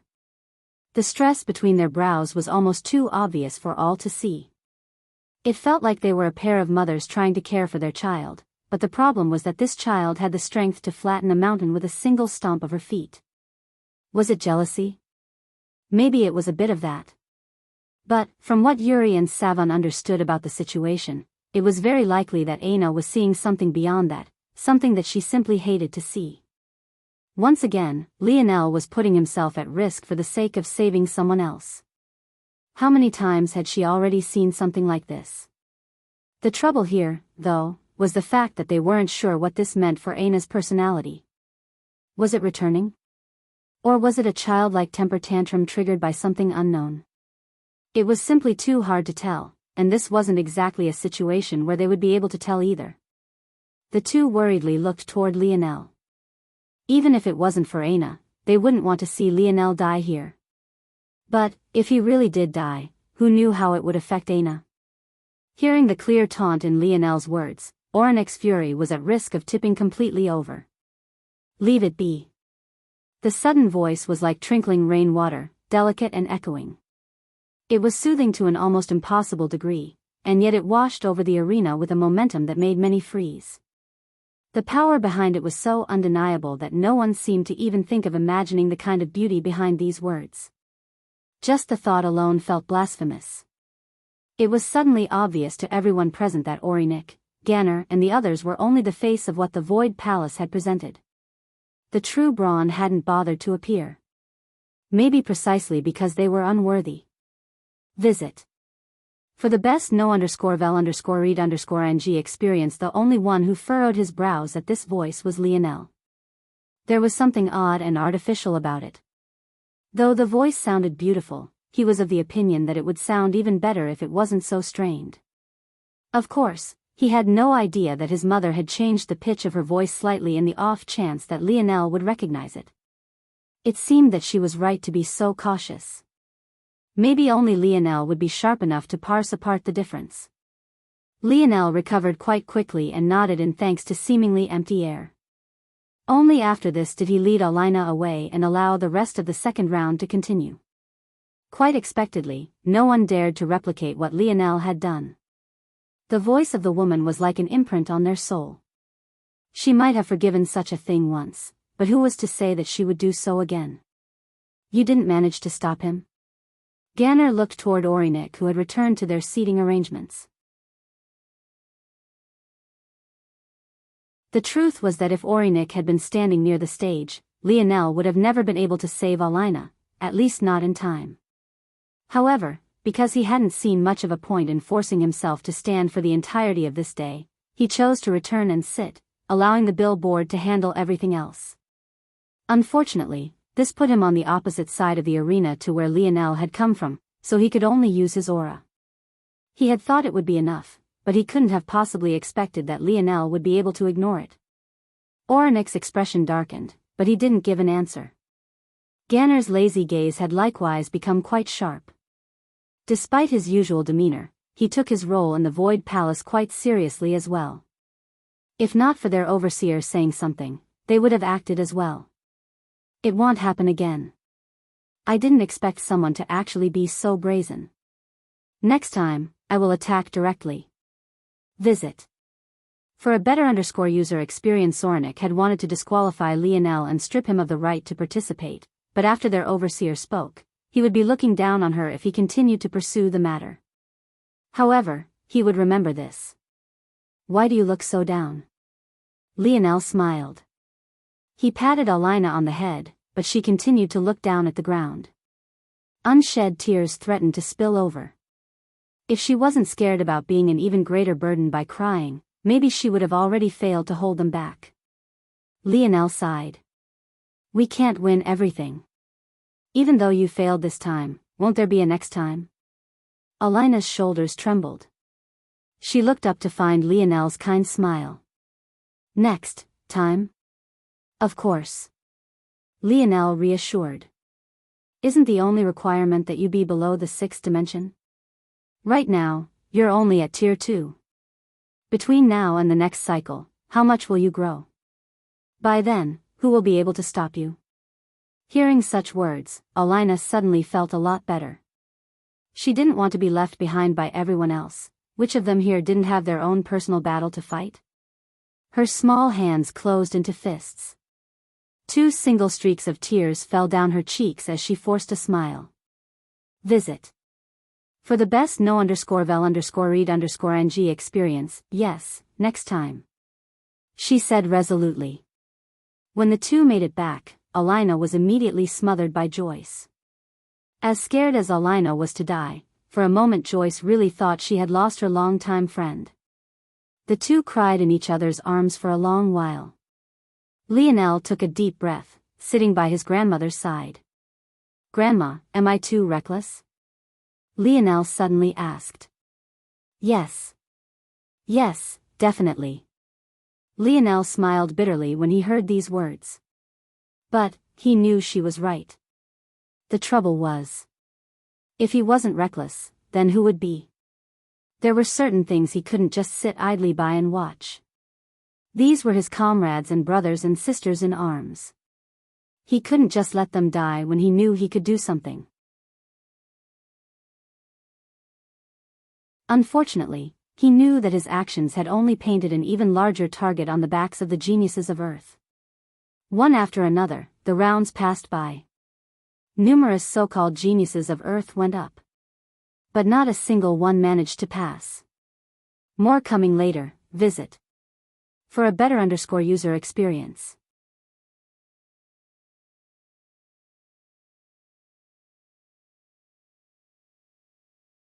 Chapter 1159. Lionel sat in silence as he watched his friends lose one after another, realizing that he was quite helpless to do anything about it. In truth, he blamed himself. He spent so long away from all of them that he never truly helped them to grow like he should have.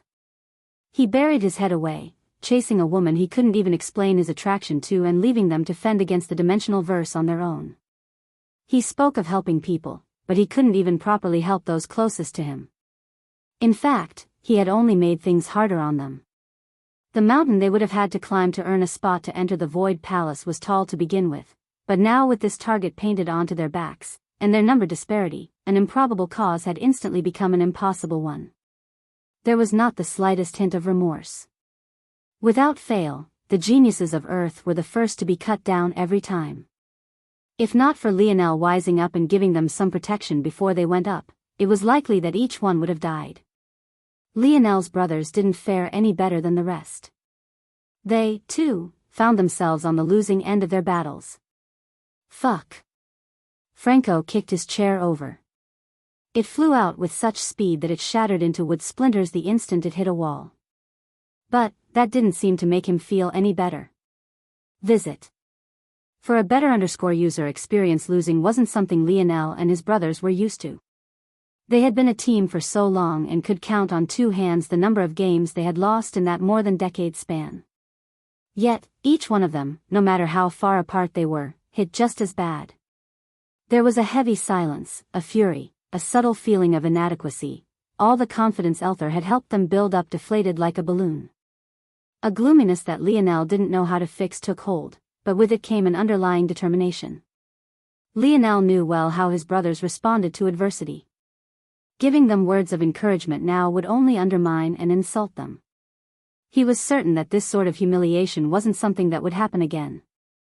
At least not for a very long time. The billboard flickered once more, and this time, Noah stood, his gaze having long since turned from indifferent to cold.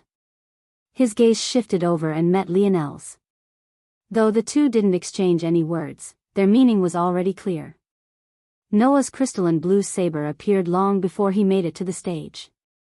His steps were even and measured while the sun seemed to dance off the edge of his blade. Every reflective light seemed to make those that saw it reflexively recoil, worried that one of these sharp rays might slice their neck clean off. Among those that had failed already, Jessica was among them. Her beast-taming ability was useless against these enemies as her pets were simply too weak and hadn't grown. On top of that, the wilderness of planet Luxnix was far too dangerous for even Lionel to travel through casually, let alone her. Visit. For the best no_vel_read_ng experience without a choice, she chose to not even summon her partners, resulting in her losing even faster than the others before her had. Though she returned gracefully and unwounded, without the same gloominess the others seemed to display, every time Noah sent a glance toward her he only seemed to become more infuriated. Jessica wasn't weak, nor were her beast partners. The reason she didn't dare to summon them was because she knew well that she would be ganged up on. It simply wasn't worth risking the help of her pets just to lose anyway, for as long as Noah could remember, Jessica had always followed by his side, a silent help and a right-hand woman that was simply irreplaceable. He had long since learned how to read the different shades of her placid expression. She looked indifferent now, but everything from the sway of her short-cut hair to the way she crossed her legs screamed to Noah that she was feeling sadness and guilt to the depths of her soul. Sadness because she had failed. Guilt because she couldn't follow in his steps. And it was all the fault of these people. Oh. Another one of you? Are you all still stepping up to get embarrassed? Visit. For the best no_vel_read_ng experience, Noah slowly walked up the steps of the arena, seemingly having not heard the jeers of the Montex family member. His steps were silent and his blade lightly bobbed just above the hard stone flooring. Everything from his breathing to the beat of his heart was steady. Begin. Oranic's voice still fell indifferently. He didn't originally care enough about these proceedings to become invested, but he still found himself watching every time a person of Earth stood up. He told himself that this was to ensure that Lionel could never interfere again, but if he was honest with him, he got a sick sort of satisfaction watching them be wiped out one after another. The instant his voice fell this time, though, he felt that something was different. Bang! It was a sound the audience had heard many times before.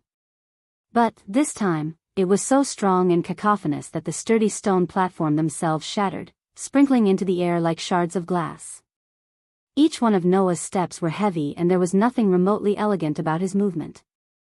His body grew to 3 meters in height, his saber became as large as a door and his skin shimmered like diamond beneath the sunlight. He was like a rampaging titan, his limbs becoming like locomotives, crushing everything in his path. The latest _AP_SODIs are on the website. The soles of his feet shattered skulls, his blade bisected bodies, his fists crushed souls. Every heart-rending cry and spine-tingling snap of the bone resounded through the arena, painting a sensory image that would never be forgotten by those who witnessed it.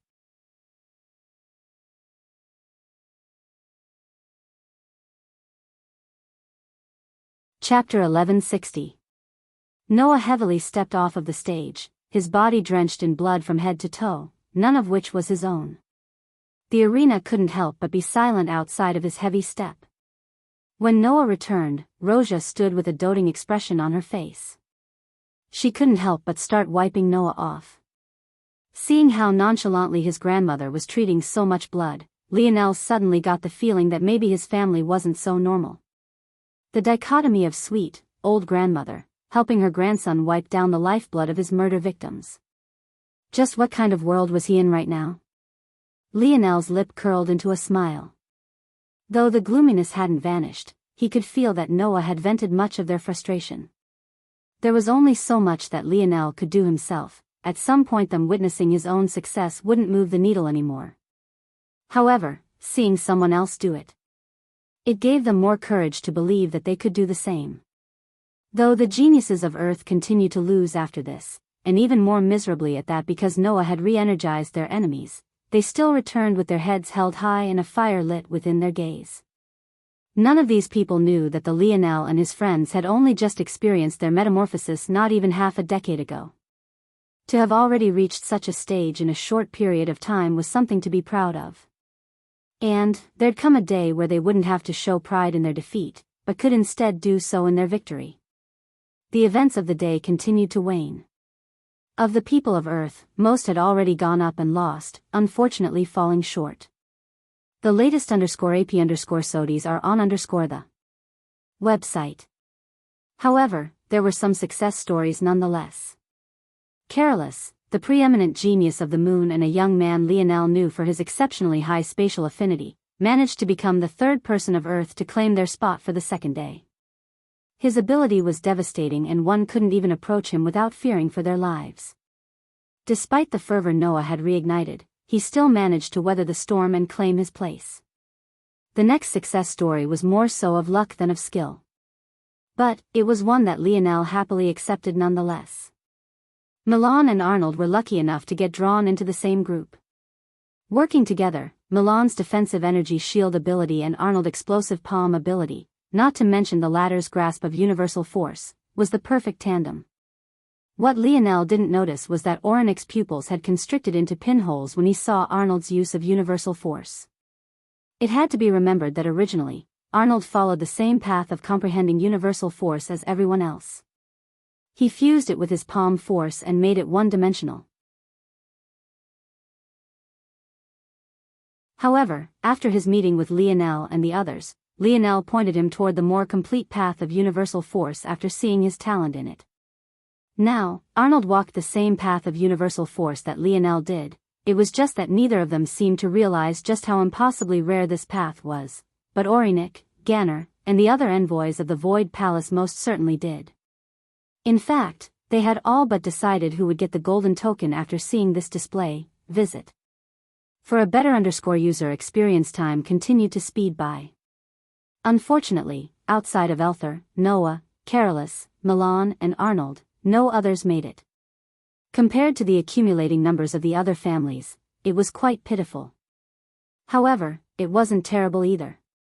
Finally, after dozens of rounds and thousands of participants, Lionel felt a subtle connection call out to him as the billboard flickered. Oh. Lionel looked up, finding the number he had claimed for himself shimmering brightly. It seems like it was finally his turn. With a light push off his chair, Lionel stood and stretched, his bones cracking. His mind and body both felt quite alert. After sleeping for over a month, he felt more energized now than he had in a long time. Almost the instant Lionel rose, many eyes fell onto him. It wasn't an exaggeration to say that ever since that incident of a few hours ago, many had been waiting for Lionel's turn. The skill he had displayed in that short time frame wasn't small, but it was still difficult for many to get a read on exactly what his limits were.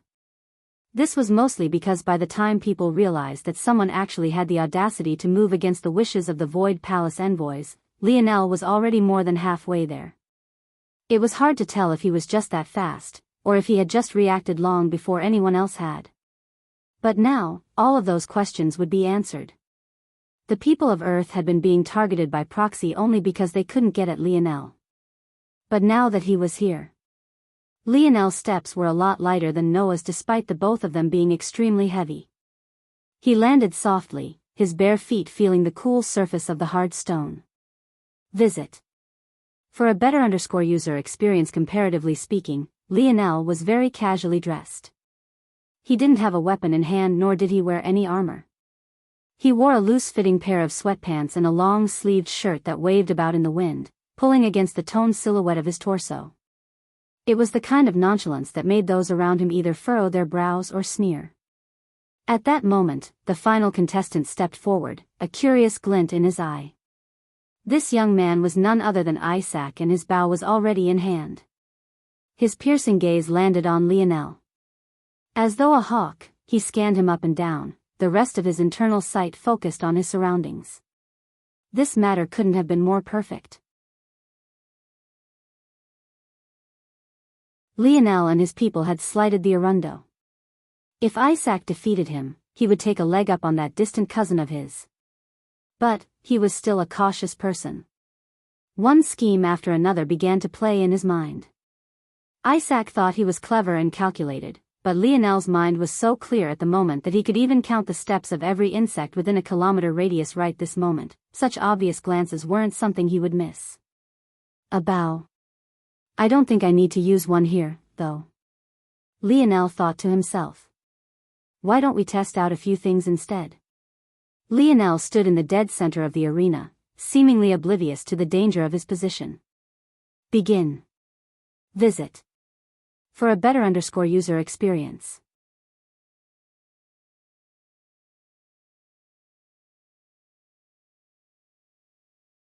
Chapter 1161. Almost the instant Oryx's words fell, Lionel was bombarded from all sides with a flurry of attacks. The people of the Luxnix family narrowed their eyes. Too many of them hadn't seen Lionel fight previously, and many only caught the tail end of what had happened. However, while news was cut off from the outside, the elites of the Luxnix were very well informed about what had happened that day.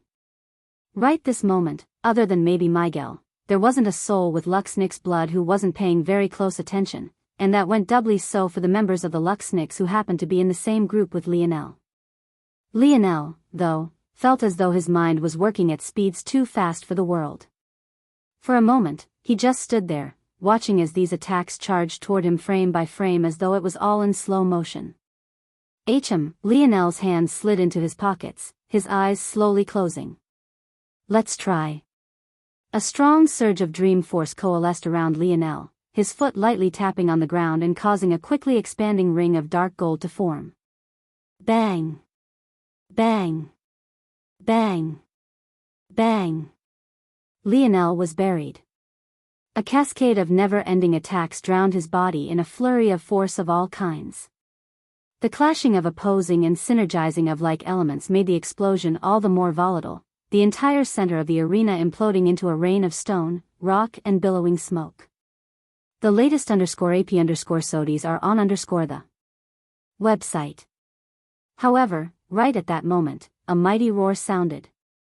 It carried with it such a violent momentum that the smoke and dust cleared, shooting out and dispersing in all directions to reveal an enormous, 10-meter-tall, dark gold bear. Lionel stood leisurely on his bear construct's shoulders, unmoved and unfazed by what had happened around him.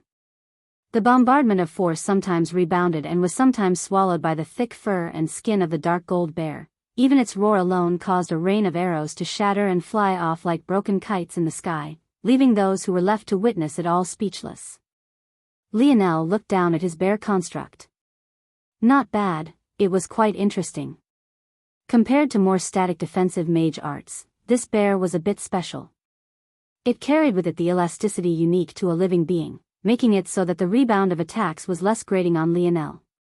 At the same time, its maneuverability in battle was several levels higher as well. Aim for him. Seeing Lionel standing on the shoulder of such an enormous bear shook many to their core. How could they not recognize the Luxnix force art system? But, they had never seen a Luxnix complete such a complex construct so quickly.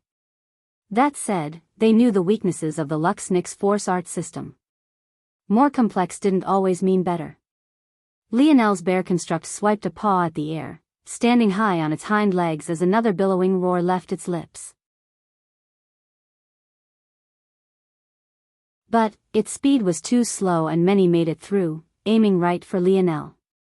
Lionel, though, seemed unmoved by this turn of events, his gaze glowing with a delicate pale violet light. He let out a slow breath, but the heat that came with it was so scorching that sparks of fire force lit in the air. The latest _AP_SODIes are on the website. Those sparks erupted, forming miniature flames about Lionel, all for the high-pitched tweeting of birds to pierce the souls of all those who heard it. In one moment, Lionel was completely unprotected. In the next, dozens of hummingbirds with wings flapping so quickly they left nothing more than a blur in their wake appeared. They shot forward like guided missiles, piercing through the flurry of attacks aimed for Lionel with a spine-tingling precision and burning them up from the inside out. Boom! Boom! Boom! Boom! Like kamikaze bombers, they crashed into the stone platform below, causing concentrated blasts of fire to erupt in all directions. Lionel stood on the shoulder of his bear construct, orchestrating the disaster. He never removed his hands from his pockets. In fact, he hadn't even moved a single inch since the battle began. One after another, he quick cast devastating arts, causing screams of agony and horror to echo endlessly. Isaac's pupils constricted. He had already organized several attacks, but none of them worked. Lionel seemed to see and plan out several steps ahead, and his casting speed was so fast that even if by some miracle you caught him off guard, it might not even matter. I'll do it myself. Isaac's gaze flashed, flipping his palm over to reveal a sleek arrow decorated from tip to tip in a complex array of runes. His gaze looked up, his force surging. Lionel's bear construct stamped a foot down, causing a ripple of earth to surge out in all directions, but Lionel himself remained unmoved. Visit. For a better user experience die. A blinding streak of silver shot through the skies. In the blink of an eye, it appeared just 3 meters from the side of Lionel's head. It was so fast that the bear construct couldn't possibly react in time. In fact, it was still stamping its feet, sending young geniuses sprawling and tumbling to the floor. Might be an interesting application of radiant force like this. Just when it seemed that Lionel would be pierced through, a blinding light appeared on his shoulder. Isaac barely had time to register the fact that this light had taken the shape of a silver bat before a shocking screech forced him to cover his ears. The bat's sonar sent ripples of concentric circles spiraling through the air, each ripple steadily getting larger. Isaac's arrow suddenly froze in the air, an astonishing pulse of magnetism stopping its ability to move forward any further. Then, it shattered completely, crumbling into little pieces as it fell from the sky. Unfortunately for Isaac, the ripples of sonar didn't stop.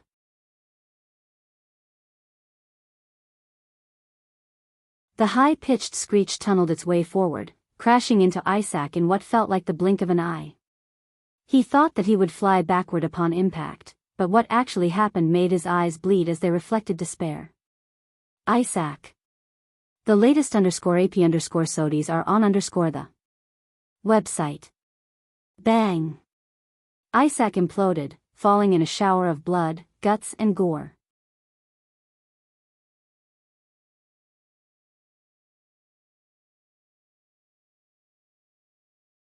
Chapter 1162. The members of the Arundo family all shot up. Even though this wasn't the first time a member of the Arundo family had died since this tournament began, it was most definitely the first time someone so high profile had. Isaac's blood vessels threatened to shatter and pop. If not for several members of the Arundo dog piling him to force him down and back, there was no doubt that he would have already sprung into action, his full fury on display. Isaac tried his best to fight those that were on him off, but he was a bowman, not a Hulk. With so many having come together to stop him, and without him having the desire to kill them at all costs, he found his body almost buried into the ground. He could barely tilt his head up slightly, freeing just a single eye to focus on Lionel for all that he was worth. The white of his gaze pulsed with so many vessels that it practically turned red and rabid, his body trembling completely out of his control. But, in the end, he could only watch as Lionel's beast constructs vanished into motes of light, the entire arena empty of participants outside of himself. A pregnant silence took hold of the arena. There had been many battles before this, but none were ended nearly as easily as Lionel's own. They had thought that they might learn something about his speed from observing, when the reality was that Lionel didn't even have to move a single inch. The gap was so large that it felt like they had just watched an adult bully children. The Luxnick Star Order elders narrowed their gazes, watching Lionel walk away.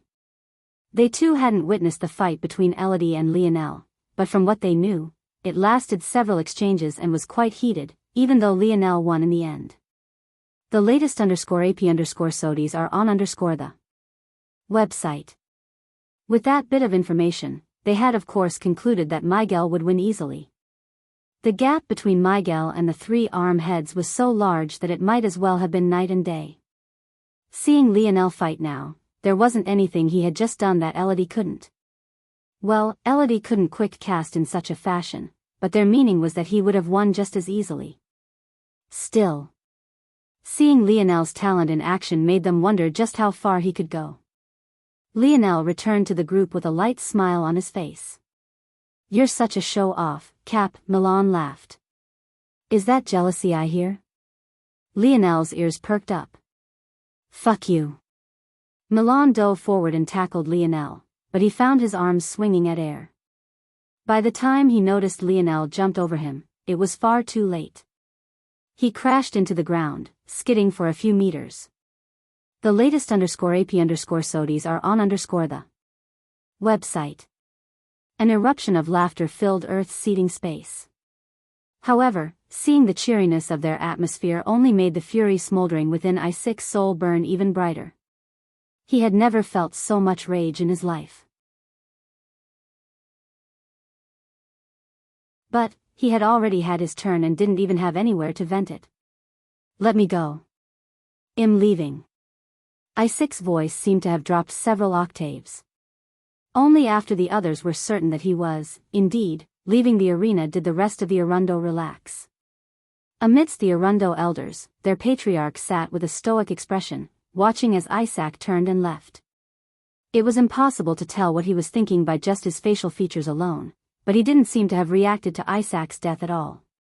Inwardly, though, he felt that this was a turning point for his family. If Isaac could climb this mountain, maybe it would be exactly what his Arundo family needed to cross that final barrier and grow to match those three-pillar families. The events continued. By the time the end of the day began to roll around, countless geniuses had gone up. When it was Miguel's turn, one might have thought that he hadn't stepped onto the stage at all. Everyone ran around him as though they had blinders on, refusing to even think of attacking him. Visit. For a better user experience, Miguel stood in silence, not bothering to make a move either. When just 3 individuals remained, he casually stepped off of the platform without a care in the world. The Luxnick's arm heads received the same treatment. By coincidence, the equivalent geniuses of the 3 leading families didn't meet, so their rounds ended just as easily and without fanfare. The likes of Savon and Yuri, surprisingly, or maybe not so surprisingly, also gained a spot for themselves. Savon was a talent of Earth and had been able to adapt on planet Viola for far longer than the others had, so her success wasn't too much to accept.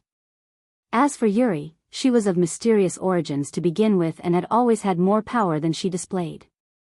Even after claiming a spot, she hadn't seemed to have gone all out. The Montex and Viola geniuses, of course, performed just as well. Though their deterrence wasn't as great as Miguel, they still received their due respect. Richard was among those that passed, only having to exchange 1 to 2 blows to properly display his might and prowess. Richard couldn't help but frown lightly when he stepped off of the platform when he looked toward where Aina should have been, she was absolutely nowhere to be seen. However, he turned his head away not long afterward. After giving up so much to earn a spot, he doubted that she would miss out on her chance. Finally, the day waned and the billboard flickered for the final time, its motes of light forming around the last list of names. As though a ghost, Aina appeared once more. When she stepped out and toward the arena, the crowd itself seemed to suck in a cold breath all at once. Visit. For a better user experience this level of beauty. Was it even meant to be a part of their world?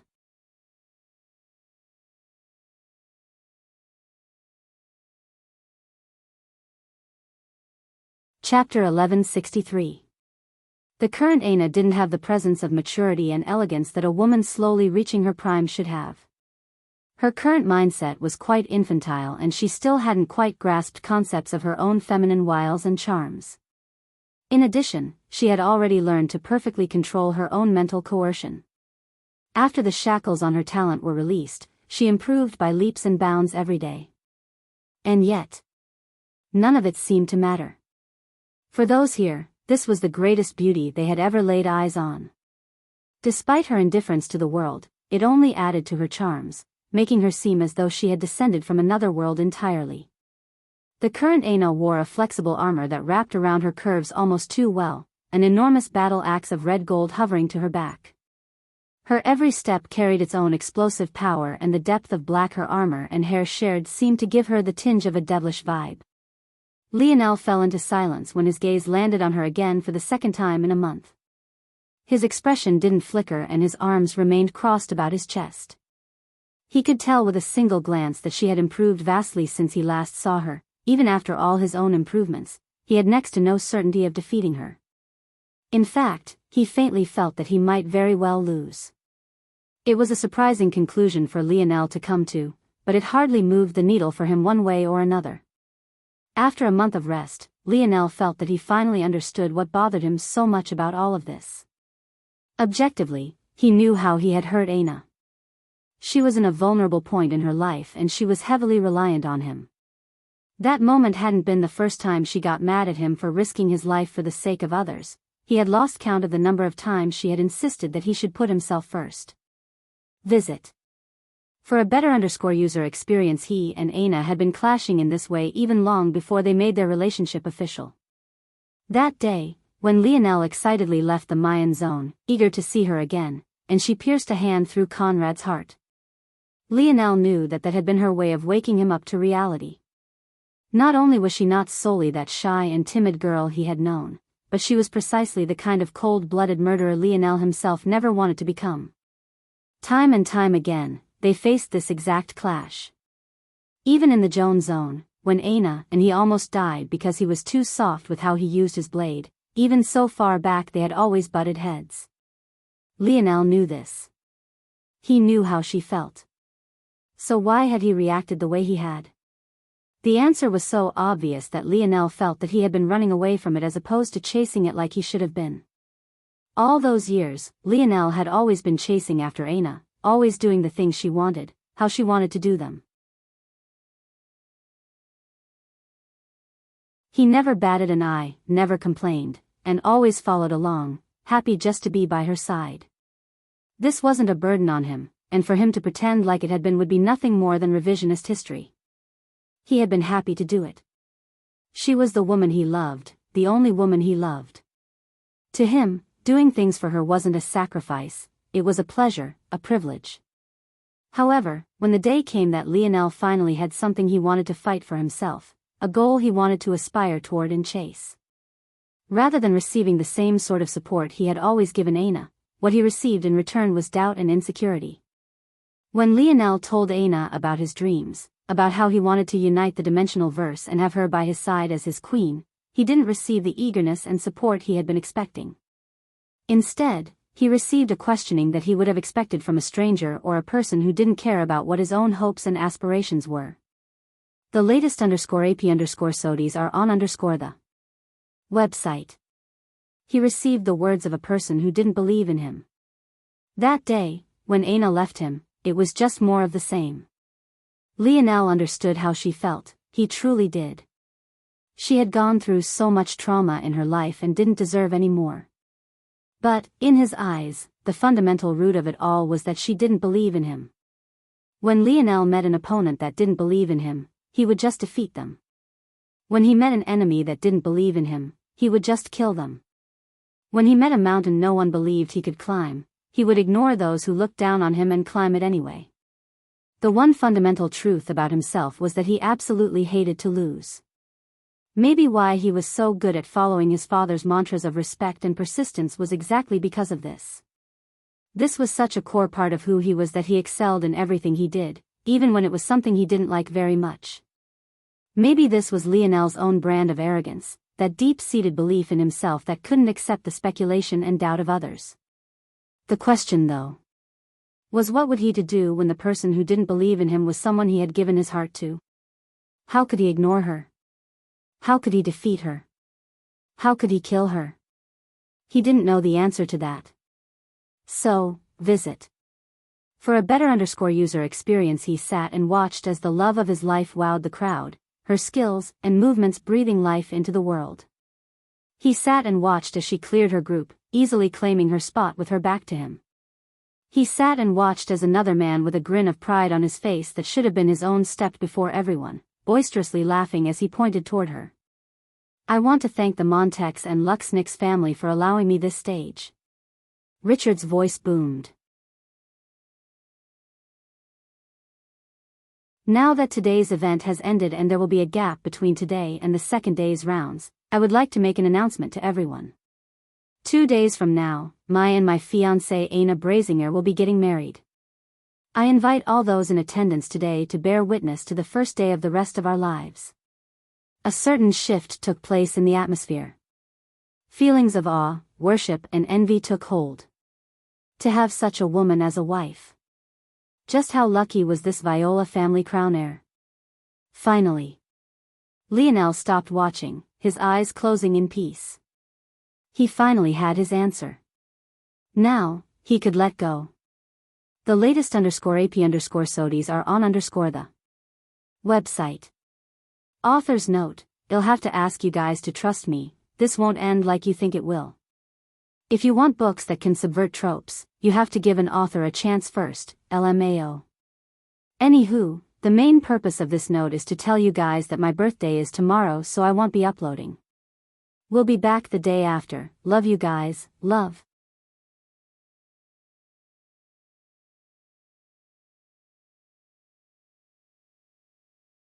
Chapter 1164. There was a stunned silence that overcame the earth region of the arena. However, it was for just a moment. In the next instant, a fiery pillar of rage suddenly erupted. You bitch! Milan, Franco, Gil and Raj all charged forward as though they had lost their minds. Seemingly having expected this result, it was Joel, Arnold, Alan and Drake who leapt forward just a split moment afterward, diving for their waists and tackling them down. The 8 immediately ended up in a furious sort of dog pile. But, compared to the warmness such a thing had carried just a day ago, there was something decidedly sad about it this time around. It only seemed to make it worse that in all the commotion of the arena due to Richard's announcement, the commotion caused by these 8 was nothing more than a drop of water into a vast ocean. No one seemed to notice at all. No one except for Savon and Yuri, that is. Let me go. I held back enough. I'm going to tear them both a new asshole. Raj raged. Unfortunately, the clamp Arnold had on Raj was far too strong. He could hardly move and he didn't have the heart to use his ability on his brother. In the end, he could only squirm wildly, his gaze just as red as I-6 had been just hours ago. Rija's eyes flickered with confusion. She didn't quite understand what was going on. Visit. For the best no_vel_read_ng experience, she looked toward her grandson, only to see that his eyes were closed. If she didn't know better, she would think that Lionel was having a nap. It was then that she pieced everything together. That day when she saw the pain in her grandson's eyes, hidden beneath his coldness and indifference, this Richard and that Aina had both been present. Could it be that it was related to this? Was that why he had been feeling that way on that day? Coming to this conclusion, Rija's gaze also lit with fury. The murderous intent coming from her rose like the tides of a tsunami, threatening to drown the arena out in waves. It would only be a moment before everyone's attention was drawn, but Joel, Arnold, Drake and Alan all looked back toward Lionel. Of Lionel's brothers, there were 2 divisions. Raj, Milan, Gil and Franco had always been the jokesters. They had their own brand of humor, and if there was a joke being made, there was a 90% certainty that it was coming from one of them. On the other hand, Joel, Arnold, Drake and Alan were far more reserved. Joel was always the de facto leader of the group when Lionel wasn't present. Drake had meant to be Lionel's successor after he graduated from Royal Blue. Alan had an introverted personality, so much so that he didn't even show off his excellent physique, always wearing baggy clothing. And Arnold was a man of few words, even when he was communicating with Lionel himself. And yet, at that moment, they all looked toward Lionel with the same crimson gaze. Visit. For the best no_vel_read_ing experience, so long as Lionel gave the signal, no matter how high the odds were stacked against them, no matter how subtle such a signal was, they would immediately release Raj, Milan, Gil and Franco. In fact, not only would they release them, but they would be right alongside them, charging forth. To them, any slight against Lionel was a slight against them. They had been there before Lionel met Aina. They had been there before Lionel fell for her, before he spent years chasing after her.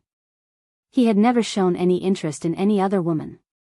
His admirers could have wrapped around earth itself, yet he had never bat an eyelash. They had always believed that Aina wasn't worthy of Lionel. Even when she revealed herself to be a world-toppling beauty, she left soon after, leaving a bad taste in all of their mouths. Now, they felt that things had gone too far. They found it difficult even to control themselves at this point. Lionel's eyes remained closed, his face the picture of serenity. In his mind, he had once again entered a world of white, a familiar balance standing before him. After everything, it had been perfectly balanced, no one side outweighing the other. He gazed upon it silently, going through all the memories it held once more. His body felt quite light and his mind felt extremely clear. His reflection on these memories made him feel as though he was right back there again, simulating that moment in real time without missing a single detail. The first day he met her, the first time he realized he liked her, the first time he confessed to her, the second time, the third. Visit. For the best no_vel_read_ing experience, the time they spent in the Joan Zone, their battle against Royal Blue Fort, his rage-fueled tirade against the puppet master. Those final moments of peace they had together at Varian Heart Mountain. The last time they shared a bed together. They were memories enough to move a man to tears. Somehow, though, to Lionel, it felt like he was watching the movie of someone else's life. He reached forward and touched the balance scale, his hand trailing down its frame before landing on the final object that had managed to keep it all even. It was a delicate, fragmented bracelet. It weighed almost nothing and was useless even to a third-dimensional existence. It was nothing more than a sentimental ornament, but it weighed so heavily. It was the final strand of hope that Lionel had been holding onto, so much so that his logical mind had given it more weight than even it was worth. Crack. With a light squeeze, Lionel crushed it to powder. He turned and walked away, the golden bronze balance crumbling into a pile of ash. In the real world, Lionel opened his eyes. A strong pressure seemed to roll out from him in waves, his mind suddenly feeling extraordinarily free. Visit. For the best no_vel_read_ing experience, he blinked, seeing the gazes of his brothers looking back at him. What are you all wrestling for? Take it easy on Milan and Arnold, they still need to fight in a few days. Lionel laughed lightly, his aura dispelling the tense atmosphere into the wind. You're tuning in to the Biyao's Wuxia Chronicles YouTube channel. Don't forget to subscribe and join us on this journey to catch the most captivating stories.